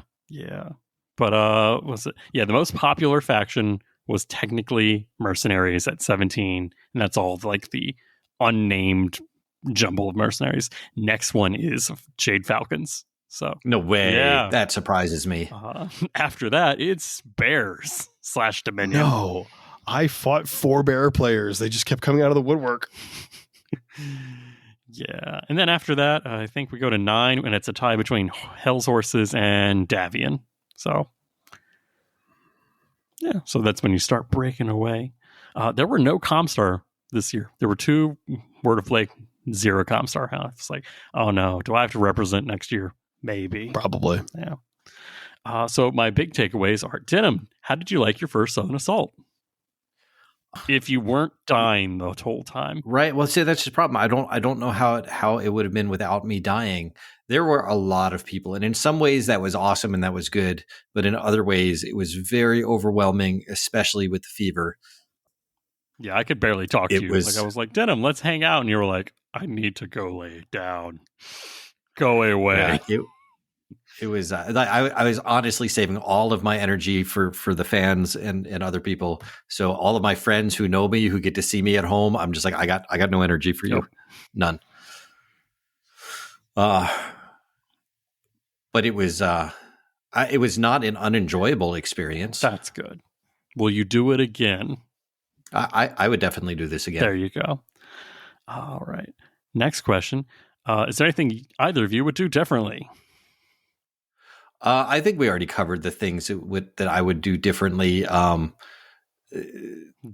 shots, super weird vaccines, missions, yeah. don't make those. Well, yeah. Obviously, I mean, in the game itself, I would not do the weird mission last game of day one. Like that's bad planning. No, I like that I'm close enough to drive. It's less than 2 hours from here. It's all that was great. Even the gym. I mean, it got warm. I don't know if it was my temperature or if it was just warm. Sometimes it got hard to breathe. I think that's just 120 people because he had fans. I drank as much water as I possibly could. Like every time we finished a game, immediately went to the bathroom, that sort of thing. So I would like to see how it is when I'm not feverish. That's what I would like. I can understand how that would ruin, an experience. And it didn't ruin it. It just really hindered the full enjoyment. Right. Steve, anything you'd do differently as a player? I mean, as a player, I'd probably actually try to build a real Inner Sphere list and not a clan list in an Inner Sphere trench coat. I can help you with that. Yeah, I don't know if I want to, though. I just like playing clan. It's mercenary Kickstarter, and you just got all these Inner Sphere mechs. I know. Honestly, the big thing that I'd like to use more vehicles. I'd wanted to use more vehicles in my original concept of a list, and I just didn't because I fell back on old habits when I built this. Not me. I mean, not me. I love the battle armor. I love the clan mechs. It's just, and I should play around. I absolutely should play around and try and make different lists. But I know it works, and I know it's efficient. And if I'm playing a game like a tournament like that, especially with Alpha Strike, where I'm not super familiar with Alpha Strike, I went less thinking and more just the tactics. Yeah. No, and that's why my list ended up where it did, because I fell back on old habits of what I used to use and what I like using. I just did it in an Inner Sphere unit. That's it. But if I were doing it again, I'd try to lean more into the having fun portion. Right now that I know that I can place well and it wasn't a fluke that I, did really well last year and everything else, you can take a couple more liberties. So you're where I'm at right now, essentially. I'm like, I want to take Davian. And why? It's like, I want to take a hammer hands and a battle axe. I want to do something different. I want to do something different. Just spread your wings. I want to take no as long as light it's bird mechs. related. Maybe I'll actually go Liao and take all the mechs I like. When you take what you like, you do better statistically. I'm not sure that's true. I'd have to play Liao, but I like those mechs so much. I might find it in my heart to forgive you one day, Denim. Maybe. Good thing I'm not looking to you for forgiveness, Steve. Yeah, that's right. No, other things, I think. Oh, I do want to mention this before I forget. I want to thank Matt from Cross Electric Designs. He gave me a Loki Mark II, which is gorgeous. And I want to thank Dave, who sought me out and handed me a Carronade, a Havoc, and a Contillo. Those were all. Oh, nice. Yeah. Because Dave was like, oh, you're doing Purple Birds. I'm like, yeah, I'm doing some Merrics. He's like, oh, well, what are your favorite? Do you have everything you need? I'm like, kind of. These are kind of cool, but I don't have them, and yada, yada. So he shows up and he's got these for me. I'm like, oh, well, that's awesome, Dave. Thank you. When did Contillo become a free world spec? Because that is for sure clan. I don't know. You know what? It's probably everywhere. clan. It's for sale everywhere. Clan Protectorate. In the Oak Clan, the Clan Protectorate's right up in there, so it's on the list. But scary mech. Oh, it not only is it statistically scary. I mean, you look at its build and everything else, but I mean, physically imposing. This thing looks like a walking nightmare. Yeah. But no, it was very cool to do that. And I think I might take a lower brain power list next year so I could spend more time meeting people, because I had a ton of fun just talking to people. Just take like a super heavy and like a battle armor and just, that's it. Hey, I got a smoke jag super heavy. I could do that. Oh, that's what you take when you want to be like super low power brain. It's like, but it's got T-Semp, so I'm gonna have to play you and shut down all your mechs. Zap. Overall, really enjoyable experience again. I mean, it's Southern Assault. You're gonna have a good time. If you come in with the right attitude, you're gonna have a good time. Yeah. Oh yeah. Well, that's definitely been a 3 hours and change episode. To wrap this up, I'd like to thank, first and foremost, Fortress Miniatures and Games, especially Robert Ash, Bobby, for putting on another year of an excellent tournament. And I'd also like to thank Ironwind Metals for donating so much prize support, Catalyst Game Labs, Ray, Randall, and Cubby for being there and just being able to hang out, and also donating some product to the prize table. I'd like to thank Matt from Cross Electric Designs for also throwing in some prize support and prints to the swag bags. So everyone went home with some Cross Electric Designs. And also, I'd like to thank Death Ray Designs for not only their prize support, but also putting on the painting tutorial on Friday, as well as items in the swag bag.